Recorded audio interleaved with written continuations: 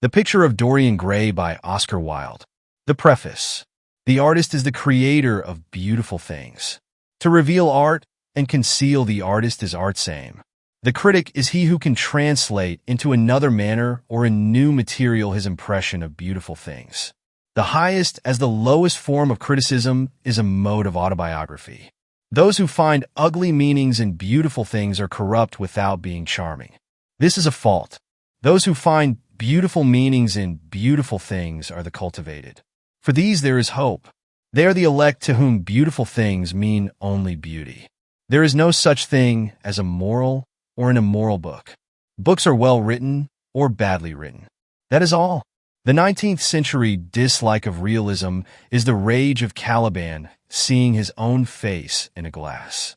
The 19th century dislike of romanticism is the rage of Caliban not seeing his own face in a glass.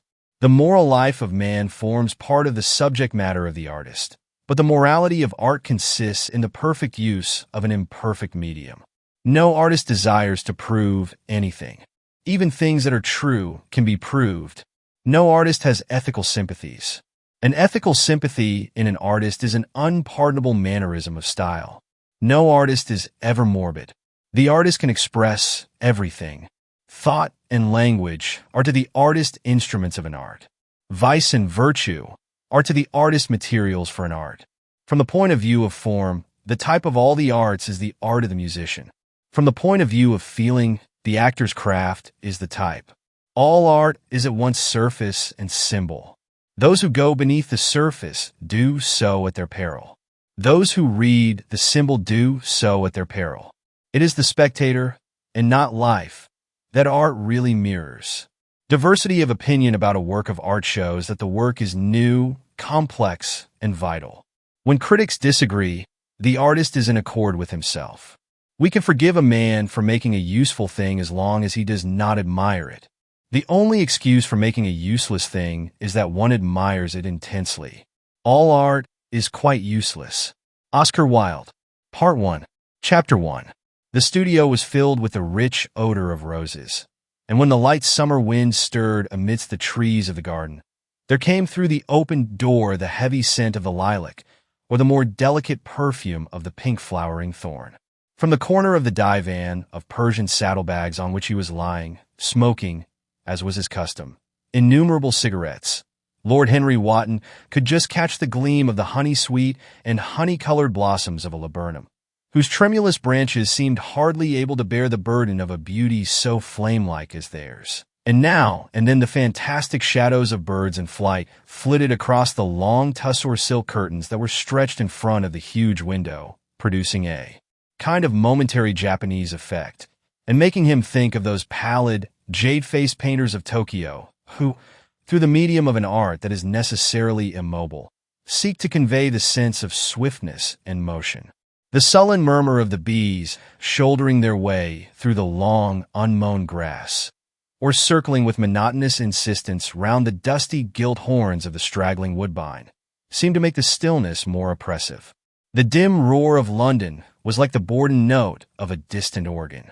In the center of the room, clamped to an upright easel, stood the full-length portrait of a young man of extraordinary personal beauty, and in front of it, some little distance away, was sitting the artist himself, Basil Hallward, whose sudden disappearance some years ago caused, at the time, such public excitement and gave rise to so many strange conjectures.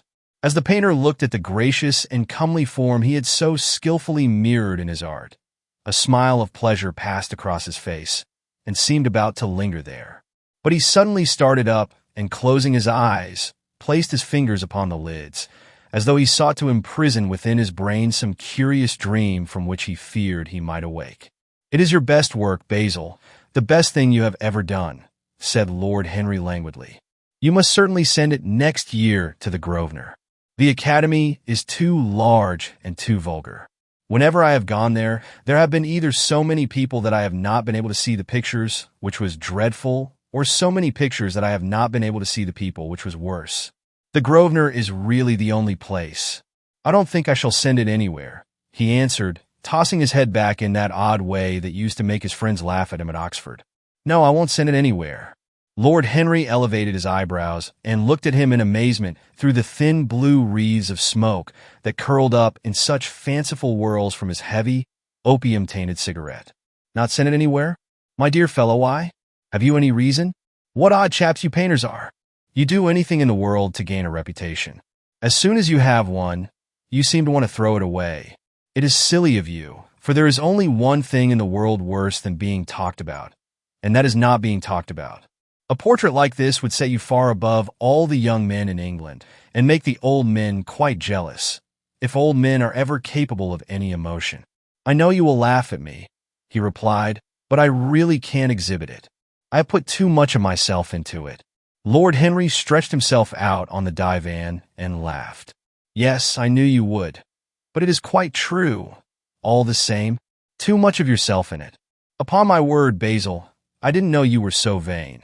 And I really can't see any resemblance between you, with your rugged, strong face and your coal-black hair, and this young Adonis, who looks as if he was made out of ivory and rose leaves.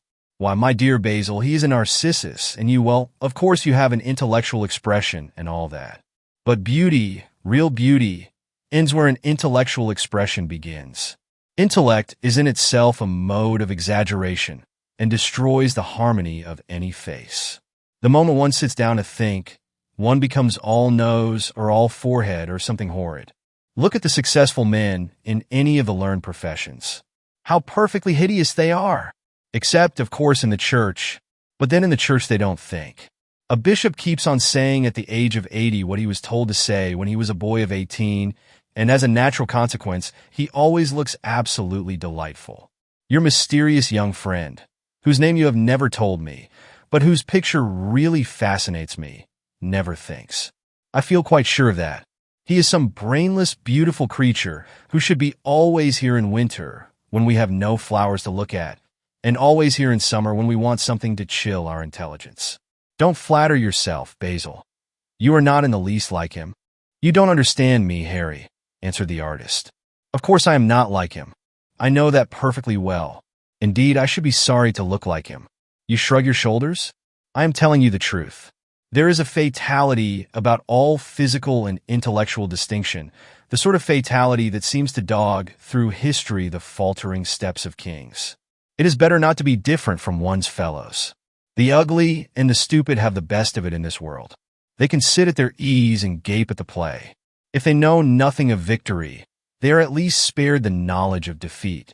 They live as we all should live, undisturbed, indifferent, and without disquiet. They neither bring ruin upon others, nor ever receive it from alien hands. Your rank and wealth, Harry, my brains, such as they are, my art, whatever it may be worth, Dorian Gray's good looks, we shall all suffer for what the gods have given us. Suffer terribly.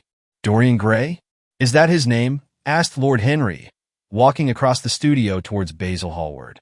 Yes, that is his name. I didn't intend to tell it to you. But why not? Oh, I can't explain. When I like people immensely, I never tell their names to anyone. It is like surrendering a part of them. I have grown to love secrecy. It seems to be the one thing that can make modern life mysterious or marvelous to us. The commonest thing is delightful if one only hides it. When I leave town now, I never tell my people where I am going. If I did, I would lose all my pleasure. It is a silly habit, I dare say, but somehow it seems to bring a great deal of romance into one's life. I suppose you think me awfully foolish about it. Not at all, answered Lord Henry. Not at all, my dear Basil. You seem to forget that I am married, and the one charm of marriage is that it makes a life of deception absolutely necessary for both parties. I never know where my wife is, and my wife never knows what I am doing. When we do meet occasionally when we dine out together or go down to the Duke's. We tell each other the most absurd stories with the most serious faces. My wife is very good at it, much better in fact than I am. She never gets confused over her dates, and I always do. But when she does find me out, she makes no row at all. I sometimes wish she would, but she merely laughs at me. I hate the way you talk about your married life, Harry, said Basil Hallward, strolling towards the door that led into the garden. I believe that you are really a very good husband, but that you are thoroughly ashamed of your own virtues. You are an extraordinary fellow. You never say a moral thing, and you never do a wrong thing. Your cynicism is simply a pose. Being natural is simply a pose, and the most irritating pose I know, cried Lord Henry, laughing, and the two young men went out into the garden together and ensconced themselves on a long bamboo seat that stood in the shade of a tall laurel bush. The sunlight slipped over the polished leaves. In the grass, white daisies were tremulous. After a pause, Lord Henry pulled out his watch. "I am afraid I must be going, Basil," he murmured, "and before I go, I insist on your answering a question I put to you some time ago." "What is that?" said the painter, keeping his eyes fixed on the ground. "You know quite well." "I do not, Harry." "Well, I will tell you what it is. I want you to explain to me why you won't exhibit Dorian Gray's picture. I want the real reason." "I told you the real reason." "No, you did not. You said it was because there was too much of yourself in it." "Now, that is childish." "Harry," said Basil Hallward, looking him straight in the face, "every portrait that is painted with feeling is a portrait of the artist, not of the sitter. The sitter is merely the accident, the occasion. It is not he who is revealed by the painter. It is rather the painter who, on the colored canvas, reveals himself. The reason I will not exhibit this picture is that I am afraid that I have shown in it the secret of my own soul." Lord Henry laughed. "And what is that?" he asked. "I will tell you," said Hallward, but an expression of perplexity came over his face. "I am all expectation, Basil," continued his companion, glancing at him. "Oh, there is really very little to tell, Harry," answered the painter, "and I am afraid you will hardly understand it. Perhaps you will hardly believe it." Lord Henry smiled, and leaning down, plucked a pink-petaled daisy from the grass and examined it. "I am quite sure I shall understand it," he replied, gazing intently at the little golden, white-feathered disc. "And as for believing things, I can believe anything, provided that it is quite incredible." The wind shook some blossoms from the trees, and the heavy lilac blooms, with their clustering stars, moved to and fro in the languid air. A grasshopper began to chirrup by the wall, and like a blue thread, a long, thin dragonfly floated past on its brown gauze wings. Lord Henry felt as if he could hear Basil Hallward's heart beating, and wondered what was coming. "The story is simply this," said the painter after some time. 2 months ago, I went to a crush at Lady Brandon's. You know, we poor artists have to show ourselves in society from time to time, just to remind the public that we are not savages. With an evening coat and a white tie, as you told me once, anybody, even a stockbroker, can gain a reputation for being civilized.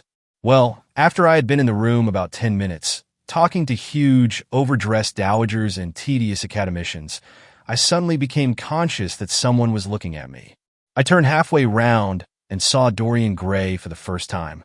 When our eyes met, I felt that I was growing pale. A curious sensation of terror came over me.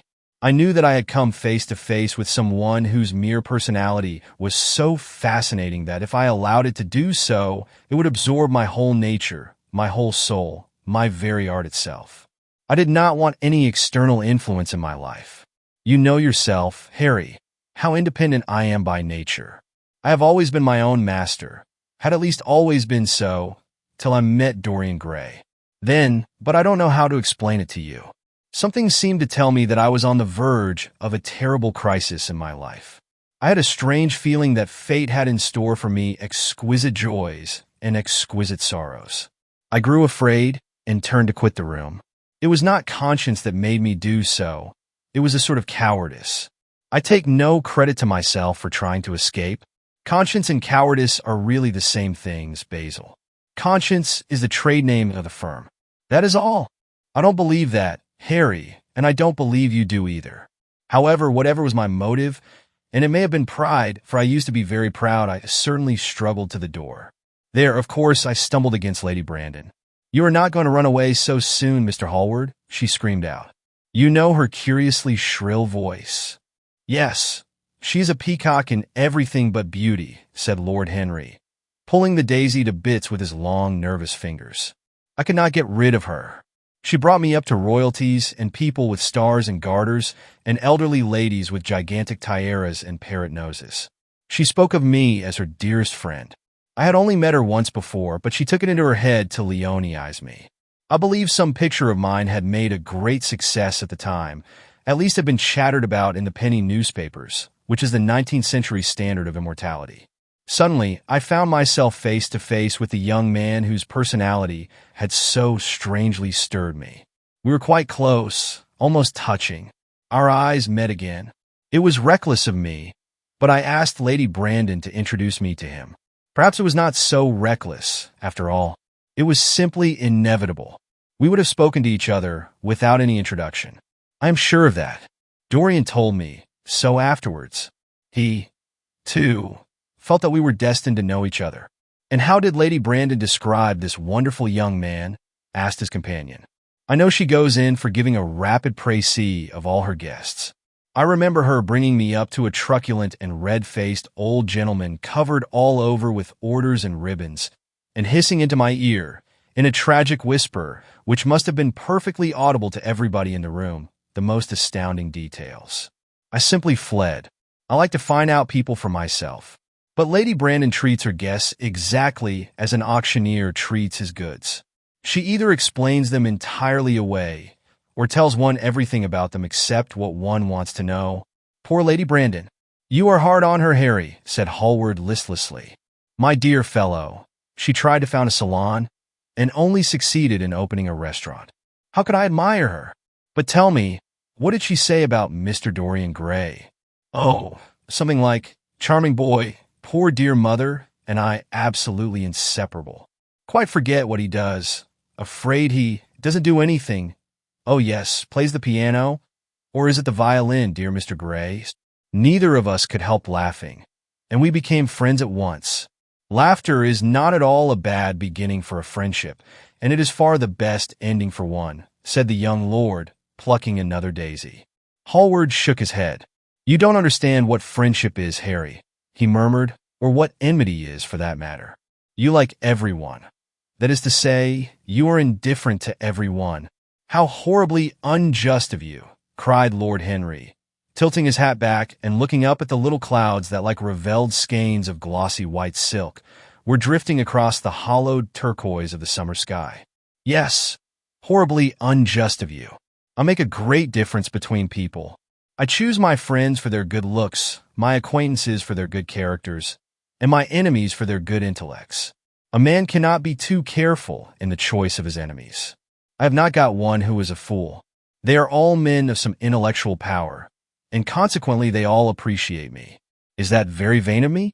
I think it is rather vain. I should think it was Harry. But according to your category, I must be merely an acquaintance. My dear old Basil, you are much more than an acquaintance, and much less than a friend, a sort of brother, I suppose. Oh, brothers! I don't care for brothers. My elder brother won't die, and my younger brothers seem never to do anything else. Harry, exclaimed Hallward, frowning. My dear fellow, I am not quite serious, but I can't help detesting my relations. I suppose it comes from the fact that none of us can stand other people having the same faults as ourselves. I quite sympathize with the rage of the English democracy against what they call the vices of the upper orders. The masses feel that drunkenness, stupidity, and immorality should be their own special property, and that if any one of us makes an ass of himself, he is poaching on their preserves. When poor Southwark got into the divorce court, their indignation was quite magnificent. And yet I don't suppose that 10% of the proletariat live correctly. I don't agree with a single word that you have said, and, what is more, Harry, I feel sure you don't either. Lord Henry stroked his pointed brown beard and tapped the toe of his patent leather boot with a tasseled ebony cane. How English you are, Basil. That is the second time you have made that observation. If one puts forward an idea to a true Englishman, always a rash thing to do, he never dreams of considering whether the idea is right or wrong. The only thing he considers of any importance is whether one believes it oneself. Now, the value of an idea has nothing whatsoever to do with the sincerity of the man who expresses it. Indeed, the probabilities are that the more insincere the man is, the more purely intellectual will the idea be, as in that case it will not be colored by either his wants, his desires, or his prejudices. However, I don't propose to discuss politics, sociology, or metaphysics with you. I like persons better than principles, and I like persons with no principles better than anything else in the world. Tell me more about Mr. Dorian Gray. How often do you see him? Every day. I couldn't be happy if I didn't see him every day. He is absolutely necessary to me. How extraordinary. I thought you would never care for anything but your art. He is all my art to me now, said the painter gravely. I sometimes think, Harry, that there are only two eras of any importance in the world's history. The first is the appearance of a new medium for art, and the second is the appearance of a new personality for art also. What the invention of oil painting was to the Venetians, the face of Antinous was to late Greek sculpture, and the face of Dorian Gray will someday be to me. It is not merely that I paint from him, draw from him, sketch from him. Of course, I have done all that, but he is much more to me than a model or a sitter. I won't tell you that I am dissatisfied with what I have done of him, or that his beauty is such that art cannot express it. There is nothing that art cannot express, and I know that the work I have done since I met Dorian Gray is good work, is the best work of my life. But in some curious way, I wonder will you understand me? His personality has suggested to me an entirely new manner in art, an entirely new mode of style. I see things differently, I think of them differently. I can now recreate life in a way that was hidden from me before. A dream of form in days of thought. Who is it who says that? I forget, but it is what Dorian Gray has been to me. The merely visible presence of this lad, for he seems to me little more than a lad, though he is really over 20. His merely visible presence, I wonder can you realize all that that means? Unconsciously, he defines for me the lines of a fresh school. A school that is to have in it all the passion of the romantic spirit, all the perfection of the spirit that is Greek, the harmony of soul and body. How much that is? We in our madness have separated the two and have invented a realism that is vulgar, an ideality that is void. Harry, if you only knew what Dorian Gray is to me. You remember that landscape of mine, for which Agnew offered me such a huge price, but which I would not part with. It is one of the best things I have ever done. And why is it so? Because while I was painting it, Dorian Gray sat beside me. Some subtle influence passed from him to me. And for the first time in my life, I saw on the plain woodland the wonder I had always looked for and always missed. Basil, this is extraordinary. I must see Dorian Gray. Hallward got up from the seat and walked up and down the garden. After some time, he came back. Harry, he said, Dorian Gray is to me simply a motive in art. You might see nothing in him. I see everything in him. He is never more present in my work than when no image of him is there. He is a suggestion, as I have said, of a new manner. I find him in the curves of certain lines, in the loveliness and subtleties of certain colors. That is all. Then why won't you exhibit his portrait? Asked Lord Henry. Because, without intending it, I have put into it some expression of all this curious artistic idolatry, of which, of course, I have never cared to speak to him. He knows nothing about it. He shall never know anything about it. But the world might guess it, and I will not bare my soul to their shallow prying eyes. My heart shall never be put under their microscope. There is too much of myself in the thing, Harry. Too much of myself? Poets are not so scrupulous as you are. They know how useful passion is for publication. Nowadays, a broken heart will run to many editions. I hate them for it, cried Hallward. An artist should create beautiful things, but should put nothing of his own life into them. We live in an age when men treat art as if it were meant to be a form of autobiography. We have lost the abstract sense of beauty. Someday, I will show the world what it is. And for that reason, the world shall never see my portrait of Dorian Gray. I think you are wrong, Basil, but I won't argue with you. It is only the intellectually lost who ever argue. Tell me, is Dorian Gray very fond of you? The painter considered for a few moments. He likes me, he answered after a pause. I know he likes me. Of course, I flatter him dreadfully. I find a strange pleasure in saying things to him that I know I shall be sorry for having said. As a rule, he is charming to me, and we sit in the studio and talk of 1,000 things. Now and then, however, he is horribly thoughtless, and seems to take a real delight in giving me pain. Then I feel, Harry, that I have given away my whole soul to someone who treats it as if it were a flower to put in his coat, a bit of decoration to charm his vanity, an ornament for a summer's day. Days in summer, Basil, are apt to linger, murmured Lord Henry. Perhaps you will tire sooner than he will. It is a sad thing to think of, but there is no doubt that genius lasts longer than beauty. That accounts for the fact that we all take such pains to overeducate ourselves. In the wild struggle for existence, we want to have something that endures, and so we fill our minds with rubbish and facts, in the silly hope of keeping our place. The thoroughly well-informed man, that is the modern ideal.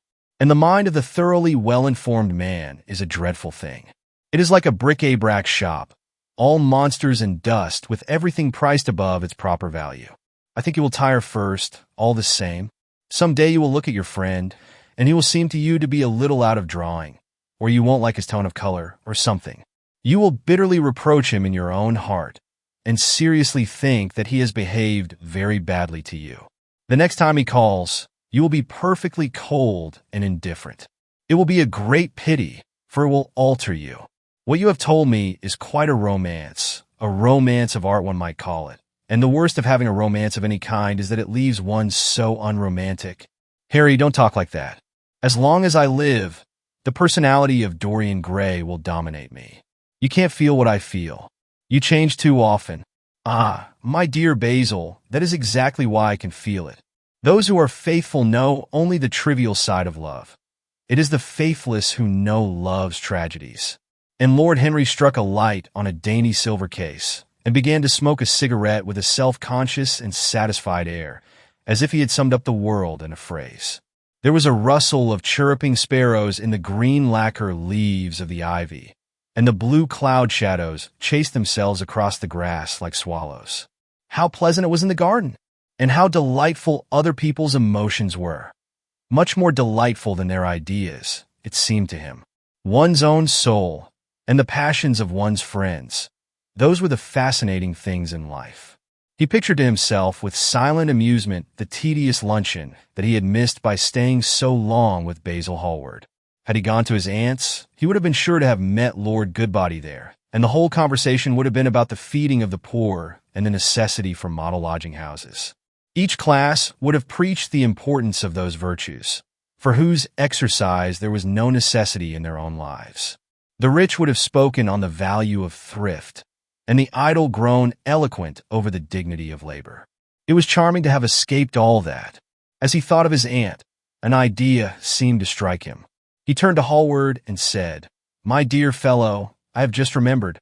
"Remembered what, Harry?" "Where I heard the name of Dorian Gray." "Where was it?" asked Hallward, with a slight frown. "Don't look so angry, Basil. It was at my aunt, Lady Agatha's. She told me she had discovered a wonderful young man who was going to help her in the East End, and that his name was Dorian Gray.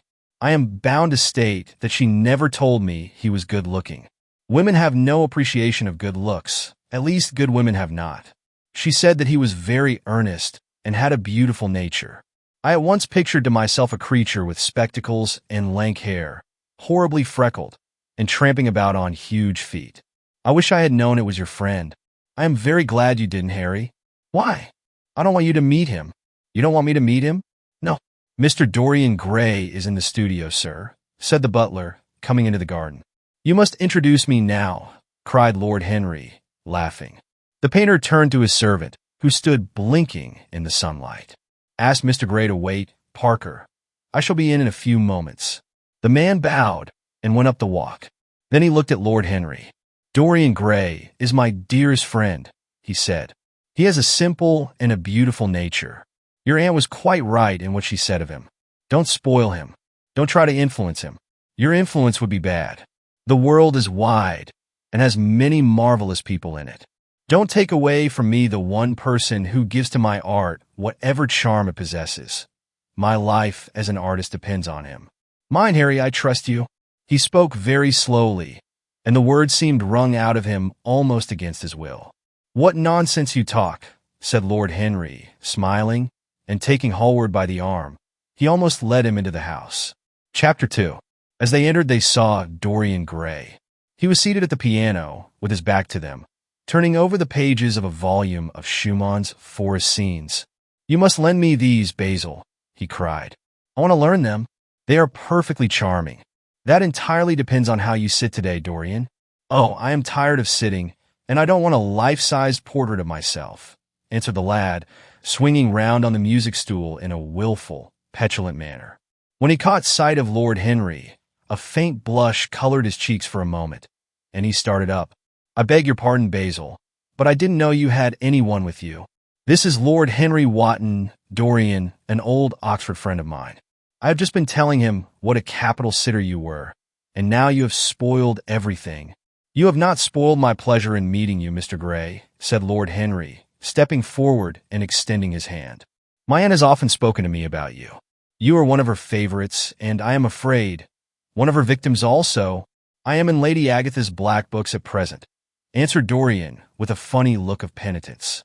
"I promised to go to a club in Whitechapel with her last Tuesday, and I really forgot all about it.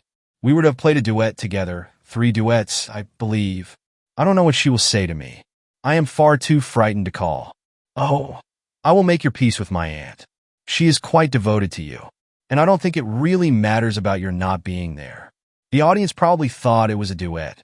When Aunt Agatha sits down to the piano, she makes quite enough noise for 2 people.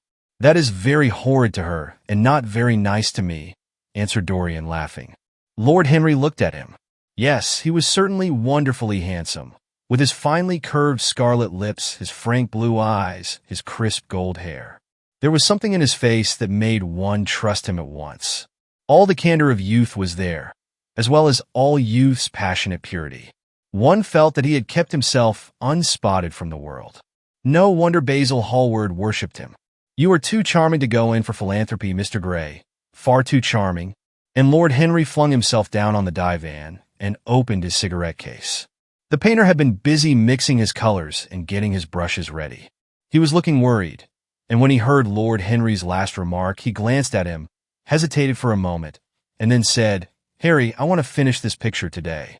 Would you think it awfully rude of me if I asked you to go away?" Lord Henry smiled and looked at Dorian Gray. "Am I to go, Mr. Gray?" he asked. "Oh, please don't, Lord Henry. I see that Basil is in one of his sulky moods, and I can't bear him when he sulks. Besides, I want you to tell me why I should not go in for philanthropy." "I don't know that I shall tell you that, Mr. Gray. It is so tedious a subject that one would have to talk seriously about it. But I certainly shall not run away, now that you have asked me to stop. You don't really mind, Basil, do you? You have often told me that you like your sitters to have someone to chat to." Hallward bit his lip. "If Dorian wishes it, of course you must stay. Dorian's whims are laws to everybody, except himself." Lord Henry took up his hat and gloves. "You are very pressing, Basil, but I am afraid I must go. I have promised to meet a man at the Orleans. Goodbye, Mr. Gray. Come and see me some afternoon in Curzon Street. I am nearly always at home at 5 o'clock. Write to me when you are coming. I should be sorry to miss you." "Basil," cried Dorian Gray, "if Lord Henry Wotton goes, I shall go too. You never open your lips while you are painting, and it is horribly dull standing on a platform and trying to look pleasant. Ask him to stay. I insist upon it. Stay, Harry, to oblige Dorian, and to oblige me," said Hallward, gazing intently at his picture. "It is quite true. I never talk when I am working, and never listen either, and it must be dreadfully tedious for my unfortunate sitters. I beg you to stay. But what about my man at the Orleans?" The painter laughed. "I don't think there will be any difficulty about that. Sit down again, Harry. And now, Dorian, get up on the platform, and don't move about too much, or pay any attention to what Lord Henry says. He has a very bad influence over all his friends, with the single exception of myself." Dorian Gray stepped up on the dais with the air of a young Greek martyr, and made a little moue of discontent to Lord Henry, to whom he had rather taken a fancy. He was so unlike Basil. They made a delightful contrast, and he had such a beautiful voice. After a few moments he said to him, "Have you really a very bad influence, Lord Henry? As bad as Basil says?" "There is no such thing as a good influence, Mr. Gray. All influence is immoral. Immoral from the scientific point of view." "Why?" Because to influence a person is to give him one's own soul. He does not think his natural thoughts or burn with his natural passions. His virtues are not real to him. His sins, if there are such things as sins, are borrowed. He becomes an echo of someone else's music, an actor of a part that has not been written for him. The aim of life is self-development, to realize one's nature perfectly. That is what each of us is here for. People are afraid of themselves nowadays. They have forgotten the highest of all duties, the duty that one owes to oneself. Of course, they are charitable. They feed the hungry and clothe the beggar. But their own souls starve and are naked. Courage has gone out of our race. Perhaps we never really had it. The terror of society, which is the basis of morals, the terror of God, which is the secret of religion. These are the two things that govern us. And yet, just turn your head a little more to the right, Dorian. Like a good boy, said the painter, deep in his work and conscious only that a look had come into the lad's face that he had never seen there before. And yet, continued Lord Henry, in his low, musical voice, and with that graceful wave of the hand that was always so characteristic of him, and that he had even in his Eton days, I believe that if one man were to live out his life fully and completely, were to give form to every feeling, expression to every thought, reality to every dream, I believe that the world would gain such a fresh impulse of joy that we would forget all the maladies of medievalism and return to the Hellenic ideal too. Something finer, richer than the Hellenic ideal, it may be, but the bravest man amongst us is afraid of himself. The mutilation of the savage has its tragic survival in the self-denial that mars our lives. We are punished for our refusals. Every impulse that we strive to strangle broods in the mind and poisons us. The body sins once, and has done with its sin, for action is a mode of purification. Nothing remains then but the recollection of a pleasure, or the luxury of a regret. The only way to get rid of a temptation is to yield to it, resist it, and your soul grows sick with longing for the things it is forbidden to itself, with desire for what its monstrous laws have made monstrous and unlawful. It has been said that the great events of the world take place in the brain. It is in the brain, and the brain only, that the great sins of the world take place also.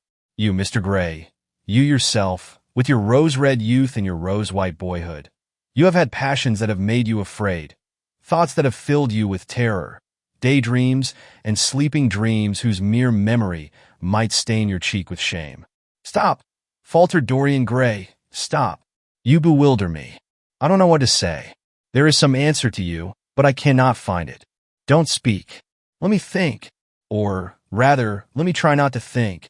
For nearly 10 minutes he stood there, motionless, with parted lips and eyes strangely bright.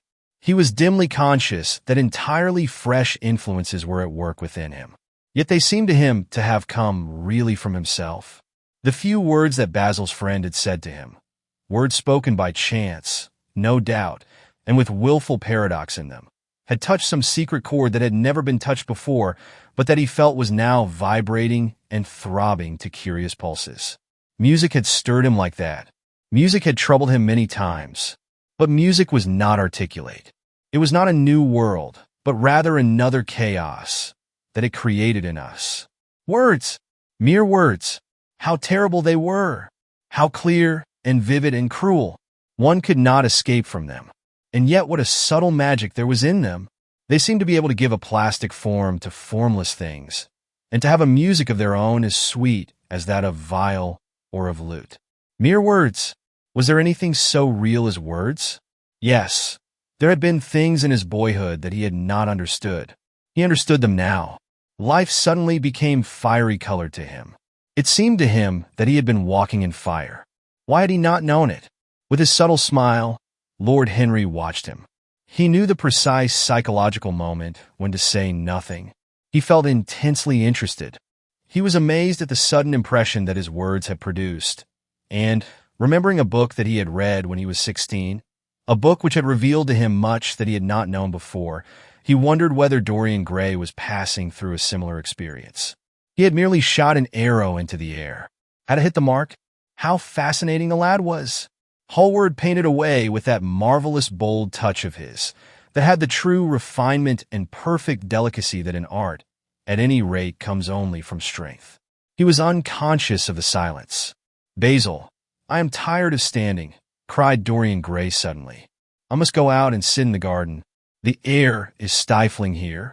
My dear fellow, I am so sorry. When I am painting, I can't think of anything else. But you never sat better. You were perfectly still. And I have caught the effect I wanted, the half-parted lips and the bright look in the eyes. I don't know what Harry has been saying to you, but he has certainly made you have the most wonderful expression. I suppose he has been paying you compliments. You mustn't believe a word that he says. He has certainly not been paying me compliments. Perhaps that is the reason that I don't believe anything he has told me." "You know you believe it all," said Lord Henry, looking at him with his dreamy, languorous eyes. "I will go out to the garden with you. It is horribly hot in the studio. Basil, let us have something iced to drink, something with strawberries in it." "Certainly, Harry. Just touch the bell, and when Parker comes I will tell him what you want. I've got to work up this background, so I will join you later on. Don't keep Dorian too long. I have never been in better form for painting than I am today. This is going to be my masterpiece. It is my masterpiece as it stands." Lord Henry went out to the garden and found Dorian Gray burying his face in the great cool lilac blossoms, feverishly drinking in their perfume as if it had been wine. He came close to him and put his hand upon his shoulder. "You are quite right to do that," he murmured. "Nothing can cure the soul but the senses, just as nothing can cure the senses but the soul." The lad started and drew back. He was bareheaded, and the leaves had tossed his rebellious curls and tangled all their gilded threads. There was a look of fear in his eyes, such as people have when they are suddenly awakened. His finely chiseled nostrils quivered, and some hidden nerve shook the scarlet of his lips and left them trembling. "Yes," continued Lord Henry, "that is one of the great secrets of life, to cure the soul by means of the senses, and the senses by means of the soul.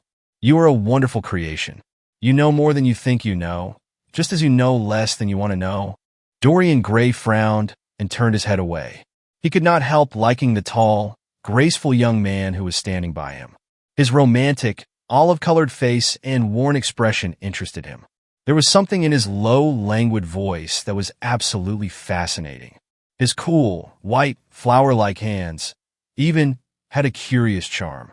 They moved, as he spoke, like music, and seemed to have a language of their own. But he felt afraid of him, and ashamed of being afraid. Why had it been left for a stranger to reveal him to himself? He had known Basil Hallward for months, but the friendship between them had never altered him. Suddenly there had come someone across his life who seemed to have disclosed to him life's mystery. And yet, what was there to be afraid of? He was not a schoolboy or a girl. It was absurd to be frightened. "Let us go and sit in the shade," said Lord Henry. "Parker has brought out the drinks, and if you stay any longer in this glare, you will be quite spoiled, and Basil will never paint you again. You really must not allow yourself to become sunburnt. It would be unbecoming." "What can it matter?" cried Dorian Gray, laughing, as he sat down on the seat at the end of the garden. "It should matter everything to you, Mr. Gray." "Why?" "Because you have the most marvelous youth, and youth is the one thing worth having." "I don't feel that, Lord Henry." "No, you don't feel it now. Some day, when you are old and wrinkled and ugly, when thought has seared your forehead with its lines, and passion branded your lips with its hideous fires, you will feel it. You will feel it terribly. Now, wherever you go, you charm the world. Will it always be so? You have a wonderfully beautiful face, Mr. Gray. Don't frown. You have. And beauty is a form of genius, is higher, indeed, than genius, as it needs no explanation. It is of the great facts of the world, like sunlight or springtime, or the reflection in dark waters of that silver shell we call the moon. It cannot be questioned. It has its divine right of sovereignty. It makes princes of those who have it. You smile? Ah, when you have lost it, you won't smile. People say sometimes that beauty is only superficial. That may be so, but at least it is not so superficial as thought is. To me, beauty is the wonder of wonders. It is only shallow people who do not judge by appearances. The true mystery of the world is the visible, not the invisible. Yes, Mr. Gray, the gods have been good to you. But what the gods give, they quickly take away. You have only a few years in which to live really, perfectly, and fully. When your youth goes, your beauty will go with it. And then you will suddenly discover that there are no triumphs left for you, or have to content yourself with those mean triumphs that the memory of your past will make more bitter than defeats. Every month, as it wanes, brings you nearer to something dreadful. Time is jealous of you, and wars against your lilies and your roses. You will become sallow and hollow-cheeked and dull-eyed. You will suffer horribly. Realize your youth while you have it. Don't squander the gold of your days, listening to the tedious, trying to improve the hopeless failure, or giving away your life to the ignorant, the common, and the vulgar. These are the sickly aims, the false ideals of our age. Live the wonderful life that is in you. Let nothing be lost upon you. Be always searching for new sensations. Be afraid of nothing. A new hedonism. That is what our century wants. You might be its visible symbol. With your personality, there is nothing you could not do. The world belongs to you for a season. The moment I met you, I saw that you were quite unconscious of what you really are, of what you really might be. There was so much in you that charmed me that I felt I must tell you something about yourself. I thought how tragic it would be if you were wasted. For there is such a little time that your youth will last. Such a little time. The common hill flowers wither, but they blossom again. The laburnum will be as yellow next June as it is now. In a month there will be purple stars on the clematis, and year after year the green night of its leaves will hold its purple stars. But we never get back our youth. The pulse of joy that beats in us at 20 becomes sluggish. Our limbs fail, our senses rot. We degenerate into hideous puppets, haunted by the memory of the passions of which we were too much afraid, and the exquisite temptations that we had not the courage to yield to. Youth! Youth! There is absolutely nothing in the world but youth. Dorian Gray listened, open-eyed and wondering. The spray of lilac fell from his hand upon the gravel. A furry bee came and buzzed round it for a moment. Then it began to scramble all over the oval stellate globe of the tiny blossoms. He watched it with that strange interest in trivial things that we try to develop when things of high import make us afraid, or when we are stirred by some new emotion for which we cannot find expression, or when some thought that terrifies us lays sudden siege to the brain and calls on us to yield. After a time, the bee flew away. He saw it creeping into the stained trumpet of a Tyrian convolvulus. The flowers seemed to quiver, and then swayed gently to and fro. Suddenly the painter appeared at the door of the studio and made staccato signs for them to come in. They turned to each other and smiled. "I am waiting," he cried. "Do come in. The light is quite perfect, and you can bring your drinks." They rose up and sauntered down the walk together. 2 green and white butterflies fluttered past them, and in the pear tree at the corner of the garden a thrush began to sing. "You are glad you have met me, Mr. Gray," said Lord Henry, looking at him. "Yes, I'm glad now. I wonder, shall I always be glad? Always? That is a dreadful word. It makes me shudder when I hear it. Women are so fond of using it. They spoil every romance by trying to make it last forever. It is a meaningless word, too. The only difference between a caprice and a lifelong passion is that the caprice lasts a little longer." As they entered the studio, Dorian Gray put his hand upon Lord Henry's arm. "In that case, let our friendship be a caprice," he murmured, flushing at his own boldness, then stepped up on the platform and resumed his pose. Lord Henry flung himself into a large wicker armchair and watched him. The sweep and dash of the brush on the canvas made the only sound that broke the stillness, except when, now and then, Hallward stepped back to look at his work from a distance. In the slanting beams that streamed through the open doorway, the dust danced and was golden. The heavy scent of the roses seemed to brood over everything. After about a quarter of an hour, Hallward stopped painting, looked for a long time at Dorian Gray, and then for a long time at the picture, biting the end of one of his huge brushes and frowning. "It is quite finished," he cried at last, and stooping down, he wrote his name in long vermilion letters on the left-hand corner of the canvas. Lord Henry came over and examined the picture. It was certainly a wonderful work of art, and a wonderful likeness as well. "My dear fellow, I congratulate you most warmly," he said. "It is the finest portrait of modern times.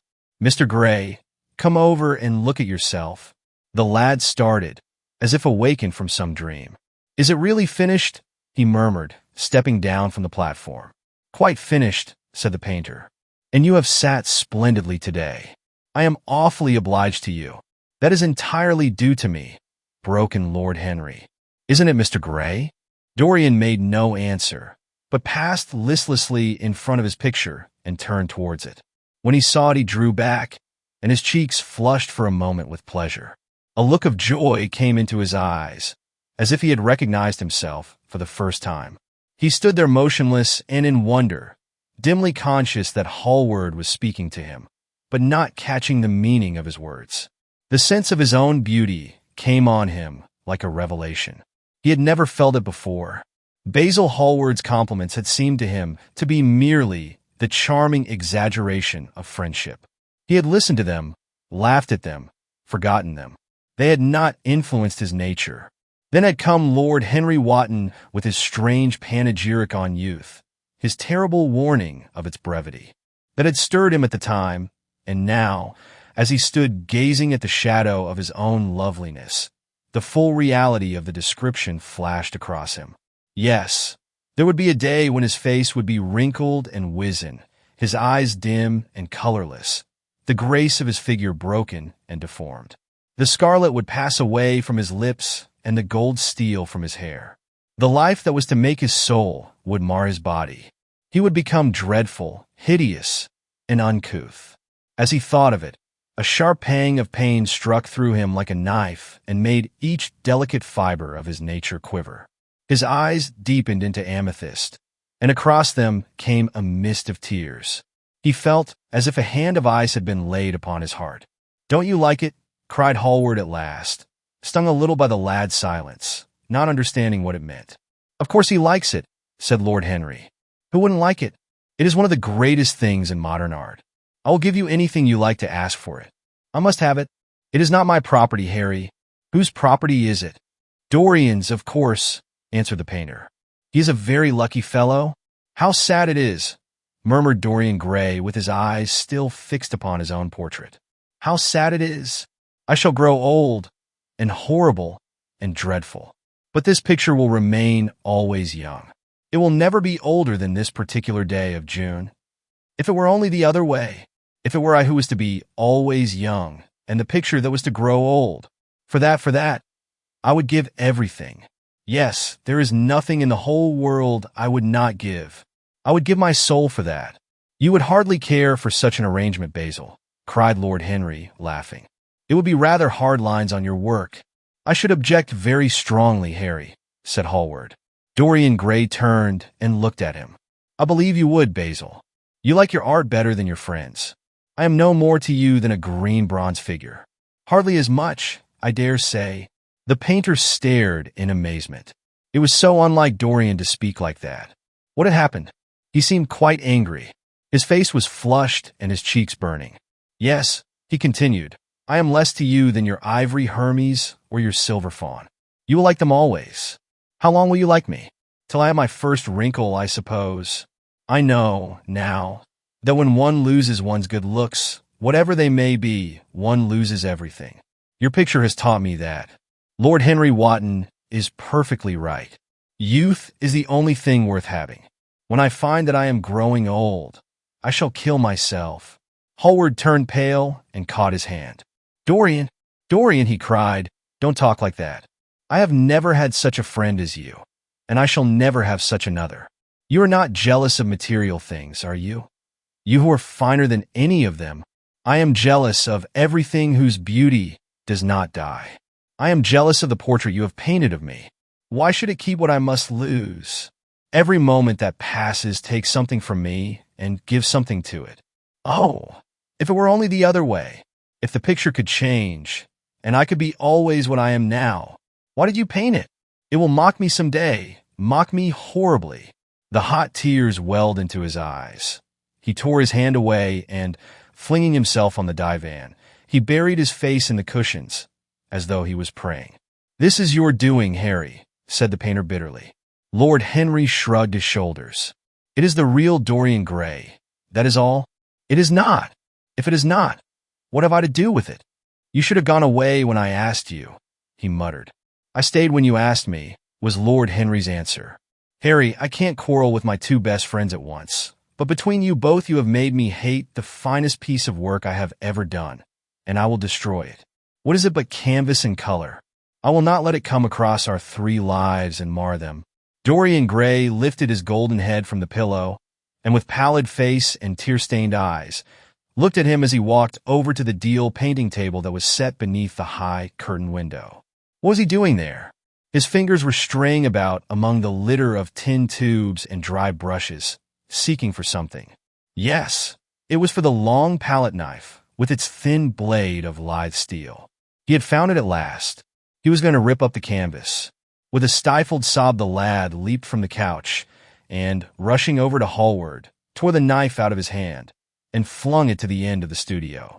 "Don't, Basil, don't," he cried. "It would be murder." "I am glad you appreciate my work at last, Dorian," said the painter coldly when he had recovered from his surprise. "I never thought you would. Appreciate it? I'm in love with it, Basil. It is part of myself.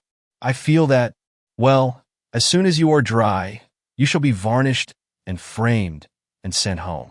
Then you can do what you like with yourself." And he walked across the room and rang the bell for tea. "You will have tea, of course, Dorian? And so will you, Harry? Or do you object to such simple pleasures?" "I adore simple pleasures," said Lord Henry. "They're the last refuge of the complex. But I don't like scenes, except on the stage. What absurd fellows you are, both of you. I wonder who it was defined man as a rational animal.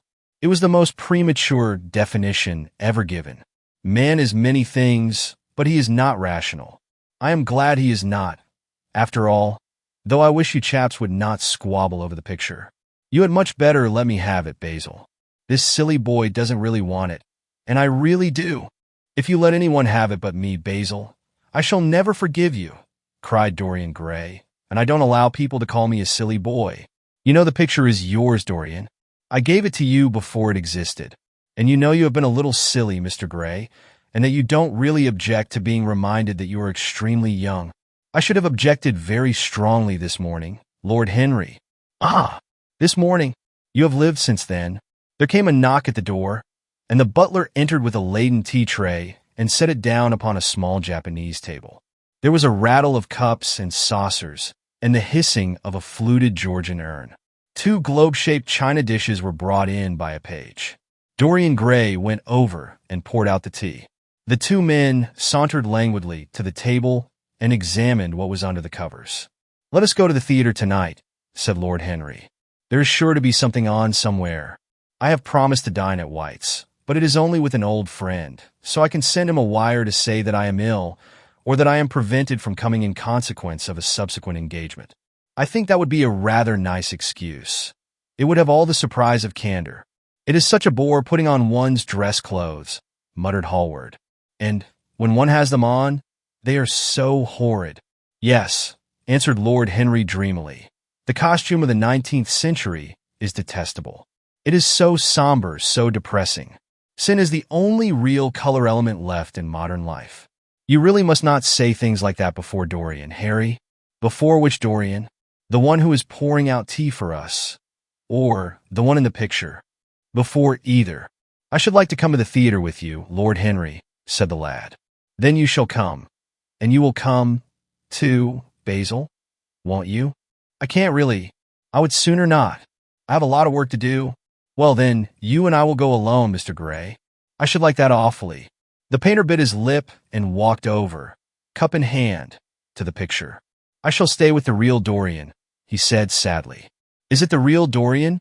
cried the original of the portrait, strolling across to him. "Am I really like that?" "Yes, you are just like that." "How wonderful, Basil! At least you are like it in appearance." "But it will never alter," sighed Hallward. "That is something. What a fuss people make about fidelity," exclaimed Lord Henry. "Why, even in love it is purely a question for physiology. It has nothing to do with our own will. Young men want to be faithful, and are not. Old men want to be faithless and cannot. That is all one can say. Don't go to the theater tonight, Dorian, said Hallward. Stop and dine with me. I can't, Basil. Why? Because I have promised Lord Henry Wotton to go with him. He won't like you the better for keeping your promises. He always breaks his own. I beg you not to go. Dorian Gray laughed and shook his head. I entreat you. The lad hesitated and looked over at Lord Henry, who was watching them from the tea table with an amused smile. I must go, Basil, he answered. Very well, said Hallward, and he went over and laid down his cup on the tray. It is rather late, and, as you have to dress, you had better lose no time. Goodbye, Harry. Goodbye, Dorian. Come and see me soon. Come tomorrow. Certainly. You won't forget? No, of course not, cried Dorian. And, Harry. Yes, Basil. Remember what I asked you when we were in the garden this morning? I have forgotten it. I trust you. I wish I could trust myself, said Lord Henry, laughing. Come, Mr. Gray. My hansom is outside, and I can drop you at your own place. Goodbye, Basil. It has been a most interesting afternoon. As the door closed behind them, the painter flung himself down on a sofa, and a look of pain came into his face. Chapter 3. At 12:30 next day, Lord Henry Wotton strolled from Curzon Street over to the Albany to call on his uncle, Lord Fermor, a genial if somewhat rough-mannered old bachelor, whom the outside world called selfish because it derived no particular benefit from him, but who was considered generous by society as he fed the people who amused him. His father had been our ambassador at Madrid when Isabella was young and prim unthought of, but had retired from the diplomatic service in a capricious moment of annoyance on not being offered the embassy at Paris, a post to which he considered that he was fully entitled by reason of his birth, his indolence, the good English of his dispatches, and his inordinate passion for pleasure. The son, who had been his father's secretary, had resigned along with his chief, somewhat foolishly as was thought at the time, and on succeeding some months later to the title, had set himself to the serious study of the great aristocratic art of doing absolutely nothing. He had 2 large town houses, but preferred to live in chambers as it was less trouble, and took most of his meals at his club. He paid some attention to the management of his collieries in the Midland counties, excusing himself for this taint of industry on the ground that the one advantage of having coal was that it enabled a gentleman to afford the decency of burning wood on his own hearth. In politics he was a Tory, except when the Tories were in office, during which period he roundly abused them for being a pack of radicals. He was a hero to his valet, who bullied him, and a terror to most of his relations, whom he bullied in turn. Only England could have produced him, and he always said that the country was going to the dogs. His principles were out of date, but there was a good deal to be said for his prejudices. When Lord Henry entered the room, he found his uncle sitting in a rough shooting coat, smoking a cheroot and grumbling over the times. Well, Harry, said the old gentleman, what brings you out so early? I thought you dandies never got up till 2, and were not visible till 5. Pure family affection, I assure you, Uncle George. I want to get something out of you. Money, I suppose, said Lord Fermor, making a wry face. Well, sit down and tell me all about it. Young people nowadays imagine that money is everything. Yes, murmured Lord Henry, settling his buttonhole in his coat, and when they grow older they know it. But I don't want money. It is only people who pay their bills who want that, Uncle George, and I never pay mine. Credit is the capital of a younger son, and one lives charmingly upon it. Besides, I always deal with Dartmoor's tradesmen, and consequently they never bother me. What I want is information. Not useful information, of course. Useless information. Well, I can tell you anything that is in an English blue book, Harry, although those fellows nowadays write a lot of nonsense. When I was in the diplomatic, things were much better. But I hear they let them in now by examination. What can you expect? Examinations, sir, are pure humbug from beginning to end. If a man is a gentleman, he knows quite enough, and if he is not a gentleman, whatever he knows is bad for him. Mr. Dorian Gray does not belong to blue books, Uncle George, said Lord Henry languidly. Mr. Dorian Gray? Who is he? Asked Lord Fermor, knitting his bushy white eyebrows. That is what I have come to learn, Uncle George. Or rather, I know who he is. He is the last Lord Kelso's grandson. His mother was a Devereux, Lady Margaret Devereux. I want you to tell me about his mother. What was she like? Whom did she marry? You have known nearly everybody in your time, so you might have known her. I am very much interested in Mr. Gray at present. I have only just met him. Kelso's grandson, echoed the old gentleman. Kelso's grandson? Of course. I knew his mother intimately. I believe I was at her christening. She was an extraordinarily beautiful girl, Margaret Devereux, and made all the men frantic by running away with a penniless young fellow. A mere nobody, sir, a subaltern in a foot regiment, or something of that kind. Certainly. I remember the whole thing as if it happened yesterday. The poor chap was killed in a duel at Spa a few months after the marriage. There was an ugly story about it. They said Kelso got some rascally adventurer, some Belgian brute, to insult his son-in-law in public. Paid him, sir, to do it, paid him, and that the fellow spitted his man as if he had been a pigeon. The thing was hushed up, but, egad, Kelso ate his chop alone at the club for some time afterwards. He brought his daughter back with him, I was told, and she never spoke to him again. Oh yes, it was a bad business. The girl died, too, died within a year. So she left a son, did she? I had forgotten that. What sort of boy is he? If he is like his mother, he must be a good-looking chap. He is very good-looking, assented Lord Henry. I hope he will fall into proper hands, continued the old man. He should have a pot of money waiting for him if Kelso did the right thing by him. His mother had money too. All the Selby property came to her, through her grandfather. Her grandfather hated Kelso, thought him a mean dog. He was too. Came to Madrid once when I was there. Egad, I was ashamed of him. The Queen used to ask me about the English noble who was always quarreling with the cabmen about their fares. They made quite a story of it. I didn't dare show my face at court for a month. I hope he treated his grandson better than he did the Jarvies. I don't know, answered Lord Henry. I fancy that the boy will be well off. He is not of age yet. He is Selby, I know. He told me so. And his mother was very beautiful. Margaret Devereux was one of the loveliest creatures I ever saw, Harry. What on earth induced her to behave as she did, I never could understand. She could have married anybody she chose. Carlington was mad after her. She was romantic, though. All the women of that family were. The men were a poor lot. But, egad, the women were wonderful. Carlington went on his knees to her. Told me so himself. She laughed at him, and there wasn't a girl in London at the time who wasn't after him. And by the way, Harry, talking about silly marriages, what is this humbug your father tells me about Dartmoor wanting to marry an American? Ain't English girls good enough for him? It is rather fashionable to marry Americans just now. Uncle George, I'll back English women against the world, Harry, said Lord Fermor, striking the table with his fist. The betting is on the Americans. They don't last, I am told, muttered his uncle. A long engagement exhausts them, but they are capital at a steeplechase. They take things flying. I don't think Dartmoor has a chance. Who are her people? Grumbled the old gentleman. Has she got any? Lord Henry shook his head. American girls are as clever at concealing their parents as English women are at concealing their past, he said, rising to go. They are pork packers, I suppose? I hope so. Uncle George, for Dartmoor's sake. I am told that pork packing is the most lucrative profession in America, after politics. Is she pretty? She behaves as if she was beautiful.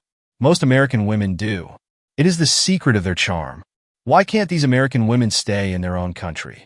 They are always telling us that it is the paradise for women. It is. That is the reason why, like Eve, they are so excessively anxious to get out of it, said Lord Henry. Goodbye, Uncle George. I shall be late for lunch if I stop any longer. Thanks for giving me the information I wanted. I always like to know everything about my new friends and nothing about my old ones. Where are you lunching, Harry? At Aunt Agatha's. I have asked myself and Mr. Gray. He is her latest protégé. Humph. Tell your Aunt Agatha, Harry, not to bother me any more with her charity appeals. I am sick of them. Why, the good woman thinks that I have nothing to do but to write checks for her silly fads. All right, Uncle George, I'll tell her, but it won't have any effect. Philanthropic people lose all sense of humanity. It is their distinguishing characteristic. The old gentleman growled approvingly and rang the bell for his servant. Lord Henry passed up the low arcade into Burlington Street and turned his steps in the direction of Berkeley Square. So that was the story of Dorian Gray's parentage. Crudely as it had been told to him, it had yet stirred him by its suggestion of a strange, almost modern romance. A beautiful woman risking everything for a mad passion. A few wild weeks of happiness cut short by a hideous, treacherous crime. Months of voiceless agony, and then a child born in pain. The mother snatched away by death, the boy left to solitude and the tyranny of an old and loveless man. Yes, it was an interesting background. It posed the lad, made him more perfect, as it were. Behind every exquisite thing that existed, there was something tragic. Worlds had to be in travail, that the meanest flower might blow. And how charming he had been at dinner the night before, as with startled eyes and lips parted in frightened pleasure, he had sat opposite to him at the club, the red candle shade staining to a richer rose the wakening wonder of his face. Talking to him was like playing upon an exquisite violin. He answered to every touch and thrill of the bow. There was something terribly enthralling in the exercise of influence. No other activity was like it. To project one's soul into some gracious form, and let it tarry there for a moment. To hear one's own intellectual views echoed back to one with all the added music of passion and youth. To convey one's temperament into another as though it were a subtle fluid or a strange perfume. There was a real joy in that. Perhaps the most satisfying joy left to us in an age so limited and vulgar as our own. An age grossly carnal in its pleasures, and grossly common in its aims. He was a marvelous type, too, this lad, whom by so curious a chance he had met in Basil's studio, or could be fashioned into a marvelous type, at any rate. Grace was his, and the white purity of boyhood, and beauty such as old Greek marbles kept for us. There was nothing that one could not do with him. He could be made a titan or a toy. What a pity it was that such beauty was destined to fade. And Basil? From a psychological point of view, how interesting he was. The new manner in art, the fresh mode of looking at life, suggested so strangely by the merely visible presence of one who was unconscious of it all. The silent spirit that dwelt in dim woodland, and walked unseen in open field, suddenly showing herself, dryad-like and not afraid, because in his soul who sought for her there had been wakened that wonderful vision to which alone are wonderful things revealed. The mere shapes and patterns of things becoming, as it were, refined and gaining a kind of symbolical value, as though they were themselves patterns of some other and more perfect form whose shadow they made real. How strange it all was. He remembered something like it in history. Was it not Plato, that artist in thought, who had first analyzed it? Was it not Buonarroti who had carved it in the colored marbles of a sonnet sequence? But in our own century it was strange. Yes, he would try to be to Dorian Gray what, without knowing it, the lad was to the painter who had fashioned the wonderful portrait. He would seek to dominate him, had already, indeed, half done so. He would make that wonderful spirit his own. There was something fascinating in this son of love and death. Suddenly he stopped and glanced up at the houses. He found that he had passed his aunt some distance, and, smiling to himself, turned back. When he entered the somewhat somber hall, the butler told him that they had gone into lunch. He gave one of the footmen his hat and stick and passed into the dining room. Late as usual, Harry, cried his aunt, shaking her head at him. He invented a facile excuse, and having taken the vacant seat next to her, looked round to see who was there. Dorian bowed to him shyly from the end of the table, a flush of pleasure stealing into his cheek. Opposite was the Duchess of Harley, a lady of admirable good nature and good temper, much liked by everyone who knew her, and of those ample architectural proportions that in women who are not duchesses are described by contemporary historians as stoutness.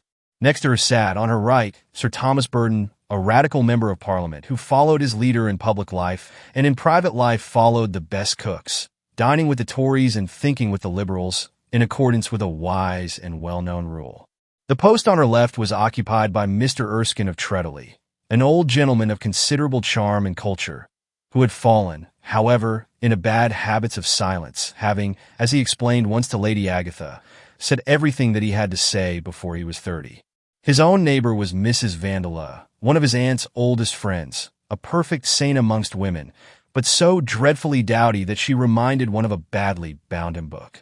Fortunately for him, she had on the other side Lord Fodel, a most intelligent middle-aged mediocrity, as bald as a ministerial statement in the House of Commons, with whom she was conversing in that intensely earnest manner, which is the one unpardonable error, as he remarked once himself, that all really good people fall into, and from which none of them ever quite escape. "We are talking about poor Dartmoor, Lord Henry," cried the Duchess, nodding pleasantly to him across the table. "Do you think you will really marry this fascinating young person?" "I believe she has made up her mind to propose to him, Duchess." "How dreadful!" exclaimed Lady Agatha. "Really, someone should interfere? I am told, on excellent authority, that her father keeps an American dry goods store," said Sir Thomas Burton, looking supercilious. "My uncle has already suggested pork packing, Sir Thomas." "Dry goods? What are American dry goods?" asked the Duchess, raising her large hands in wonder and accentuating the verb. "American novels," answered Lord Henry, helping himself to some quail. The Duchess looked puzzled. "Don't mind him, my dear," whispered Lady Agatha. "He never means anything that he says." "When America was discovered," said the Radical member, and he began to give some wearisome facts. Like all people who try to exhaust a subject, he exhausted his listeners. The Duchess sighed and exercised her privilege of interruption. "I wish to goodness it never had been discovered at all," she exclaimed. "Really, our girls have no chance nowadays. It is most unfair." "Perhaps, after all, America never has been discovered," said Mr. Erskine. "I myself would say that it had merely been detected." "Oh, but I have seen specimens of the inhabitants," answered the Duchess vaguely. "I must confess that most of them are extremely pretty. And they dress well, too. They get all their dresses in Paris. I wish I could afford to do the same." "They say that when good Americans die, they go to Paris," chuckled Sir Thomas, who had a large wardrobe of humorous cast-off clothes. "Really? And where do bad Americans go to when they die?" inquired the Duchess. "They go to America," murmured Lord Henry. Sir Thomas frowned. "I am afraid that your nephew is prejudiced against that great country," he said to Lady Agatha. "I have traveled all over it in cars provided by the directors, who, in such matters, are extremely civil. I assure you that it is an education to visit it." "But must we really see Chicago in order to be educated?" asked Mr. Erskine plaintively. "I don't feel up to the journey." Sir Thomas waved his hand. "Mr. Erskine of Treadley has the world on his shelves. We practical men like to see things, not to read about them. The Americans are an extremely interesting people. They are absolutely reasonable. I think that is their distinguishing characteristic. Yes, Mr. Erskine, an absolutely reasonable people. I assure you there is no nonsense about the Americans." "How dreadful!" cried Lord Henry. "I can stand brute force, but brute reason is quite unbearable. There is something unfair about its use. It is hitting below the intellect." "I do not understand you," said Sir Thomas, growing rather red. "I do, Lord Henry," murmured Mr. Erskine with a smile. "Paradoxes are all very well in their way," rejoined the baronet. "Was that a paradox?" asked Mr. Erskine. "I did not think so. Perhaps it was. Well, the way of paradoxes is the way of truth. To test reality, we must see it on the tight rope. When the verities become acrobats, we can judge them." "Dear me," said Lady Agatha, "how you men argue. I'm sure I never can make out what you are talking about." "Oh, Harry, I am quite vexed with you. Why do you try to persuade our nice Mr. Dorian Gray to give up the East End? I assure you he would be quite invaluable. They would love his playing." "I want him to play to me," cried Lord Henry, smiling, and he looked down the table and caught a bright answering glance. "But they are so unhappy in Whitechapel," continued Lady Agatha. "I can sympathize with everything except suffering," said Lord Henry, shrugging his shoulders. "I cannot sympathize with that. It is too ugly, too horrible, too distressing. There is something terribly morbid in the modern sympathy with pain. One should sympathize with the color, the beauty, the joy of life. The less said about life's sores, the better. Still, the East End is a very important problem," remarked Sir Thomas with a grave shake of the head. "Quite so," answered the young lord. "It is the problem of slavery, and we try to solve it by amusing the slaves." The politician looked at him keenly. "What change do you propose, then?" he asked. Lord Henry laughed. "I don't desire to change anything in England except the weather," he answered. "I am quite content with philosophic contemplation. But, as the 19th century has gone bankrupt through an overexpenditure of sympathy, I would suggest that we should appeal to science to put us straight. The advantage of the emotions is that they lead us astray, and the advantage of science is that it is not emotional. But we have such grave responsibilities," ventured Mrs. Vandeleur timidly. "Terribly grave," echoed Lady Agatha. Lord Henry looked over at Mr. Erskine. "Humanity takes itself too seriously. It is the world's original sin. If the caveman had known how to laugh, history would have been different." "You are really very comforting," warbled the Duchess. "I have always felt rather guilty when I came to see your dear aunt, for I take no interest at all in the East End. For the future, I shall be able to look her in the face without a blush." "A blush is very becoming, Duchess," remarked Lord Henry. "Only when one is young," she answered. "When an old woman like myself blushes, it is a very bad sign." "Ah, Lord Henry, I wish you would tell me how to become young again." He thought for a moment. "Can you remember any great error that you committed in your early days, Duchess?" he asked, looking at her across the table. "A great many, I fear," she cried. "Then commit them over again," he said gravely. "To get back one's youth, one has merely to repeat one's follies." "A delightful theory," she exclaimed. "I must put it into practice." "A dangerous theory," came from Sir Thomas's tight lips. Lady Agatha shook her head, but could not help being amused. Mr. Erskine listened. "Yes," he continued, "that is one of the great secrets of life. Nowadays, most people die of a sort of creeping common sense, and discover when it is too late that the only things one never regrets are one's mistakes." A laugh ran round the table. He played with the idea and grew willful, tossed it into the air and transformed it, let it escape and recaptured it, made it iridescent with fancy, and winged it with paradox. The praise of folly, as he went on, soared into a philosophy, and philosophy herself became young, and catching the mad music of pleasure, wearing, one might fancy, her wine-stained robe and wreath of ivy, danced like a bacchante over the hills of life, and mocked the slow Silenus for being sober. Facts fled before her like frightened forest things. Her white feet trod the huge press at which wise Omar sits, till the seething grape juice rose round her bare limbs in waves of purple bubbles, or crawled in red foam over the vat's black, dripping, sloping sides. It was an extraordinary improvisation. He felt that the eyes of Dorian Gray were fixed on him, and the consciousness that amongst his audience there was one whose temperament he wished to fascinate seemed to give his wit keenness and to lend color to his imagination. He was brilliant, fantastic, irresponsible. He charmed his listeners out of themselves, and they followed his pipe, laughing. Dorian Gray never took his gaze off him, but sat like one under a spell, smiles chasing each other over his lips and wonder growing grave in his darkening eyes. At last, liveried in the costume of the age, reality entered the room in the shape of a servant to tell the Duchess that her carriage was waiting. She wrung her hands in mock despair. "How annoying," she cried. "I must go. I have to call for my husband at the club, to take him to some absurd meeting at Willis's rooms, where he is going to be in the chair. If I am late, he is sure to be furious, and I couldn't have a scene in this bonnet. It is far too fragile. A harsh word would ruin it. No, I must go, dear Agatha. Goodbye, Lord Henry. You are quite delightful and dreadfully demoralizing. I'm sure I don't know what to say about your views. You must come and dine with us some night. Tuesday? Are you disengaged Tuesday? For you I would throw over anybody, Duchess," said Lord Henry with a bow. "Ah, that is very nice and very wrong of you," she cried.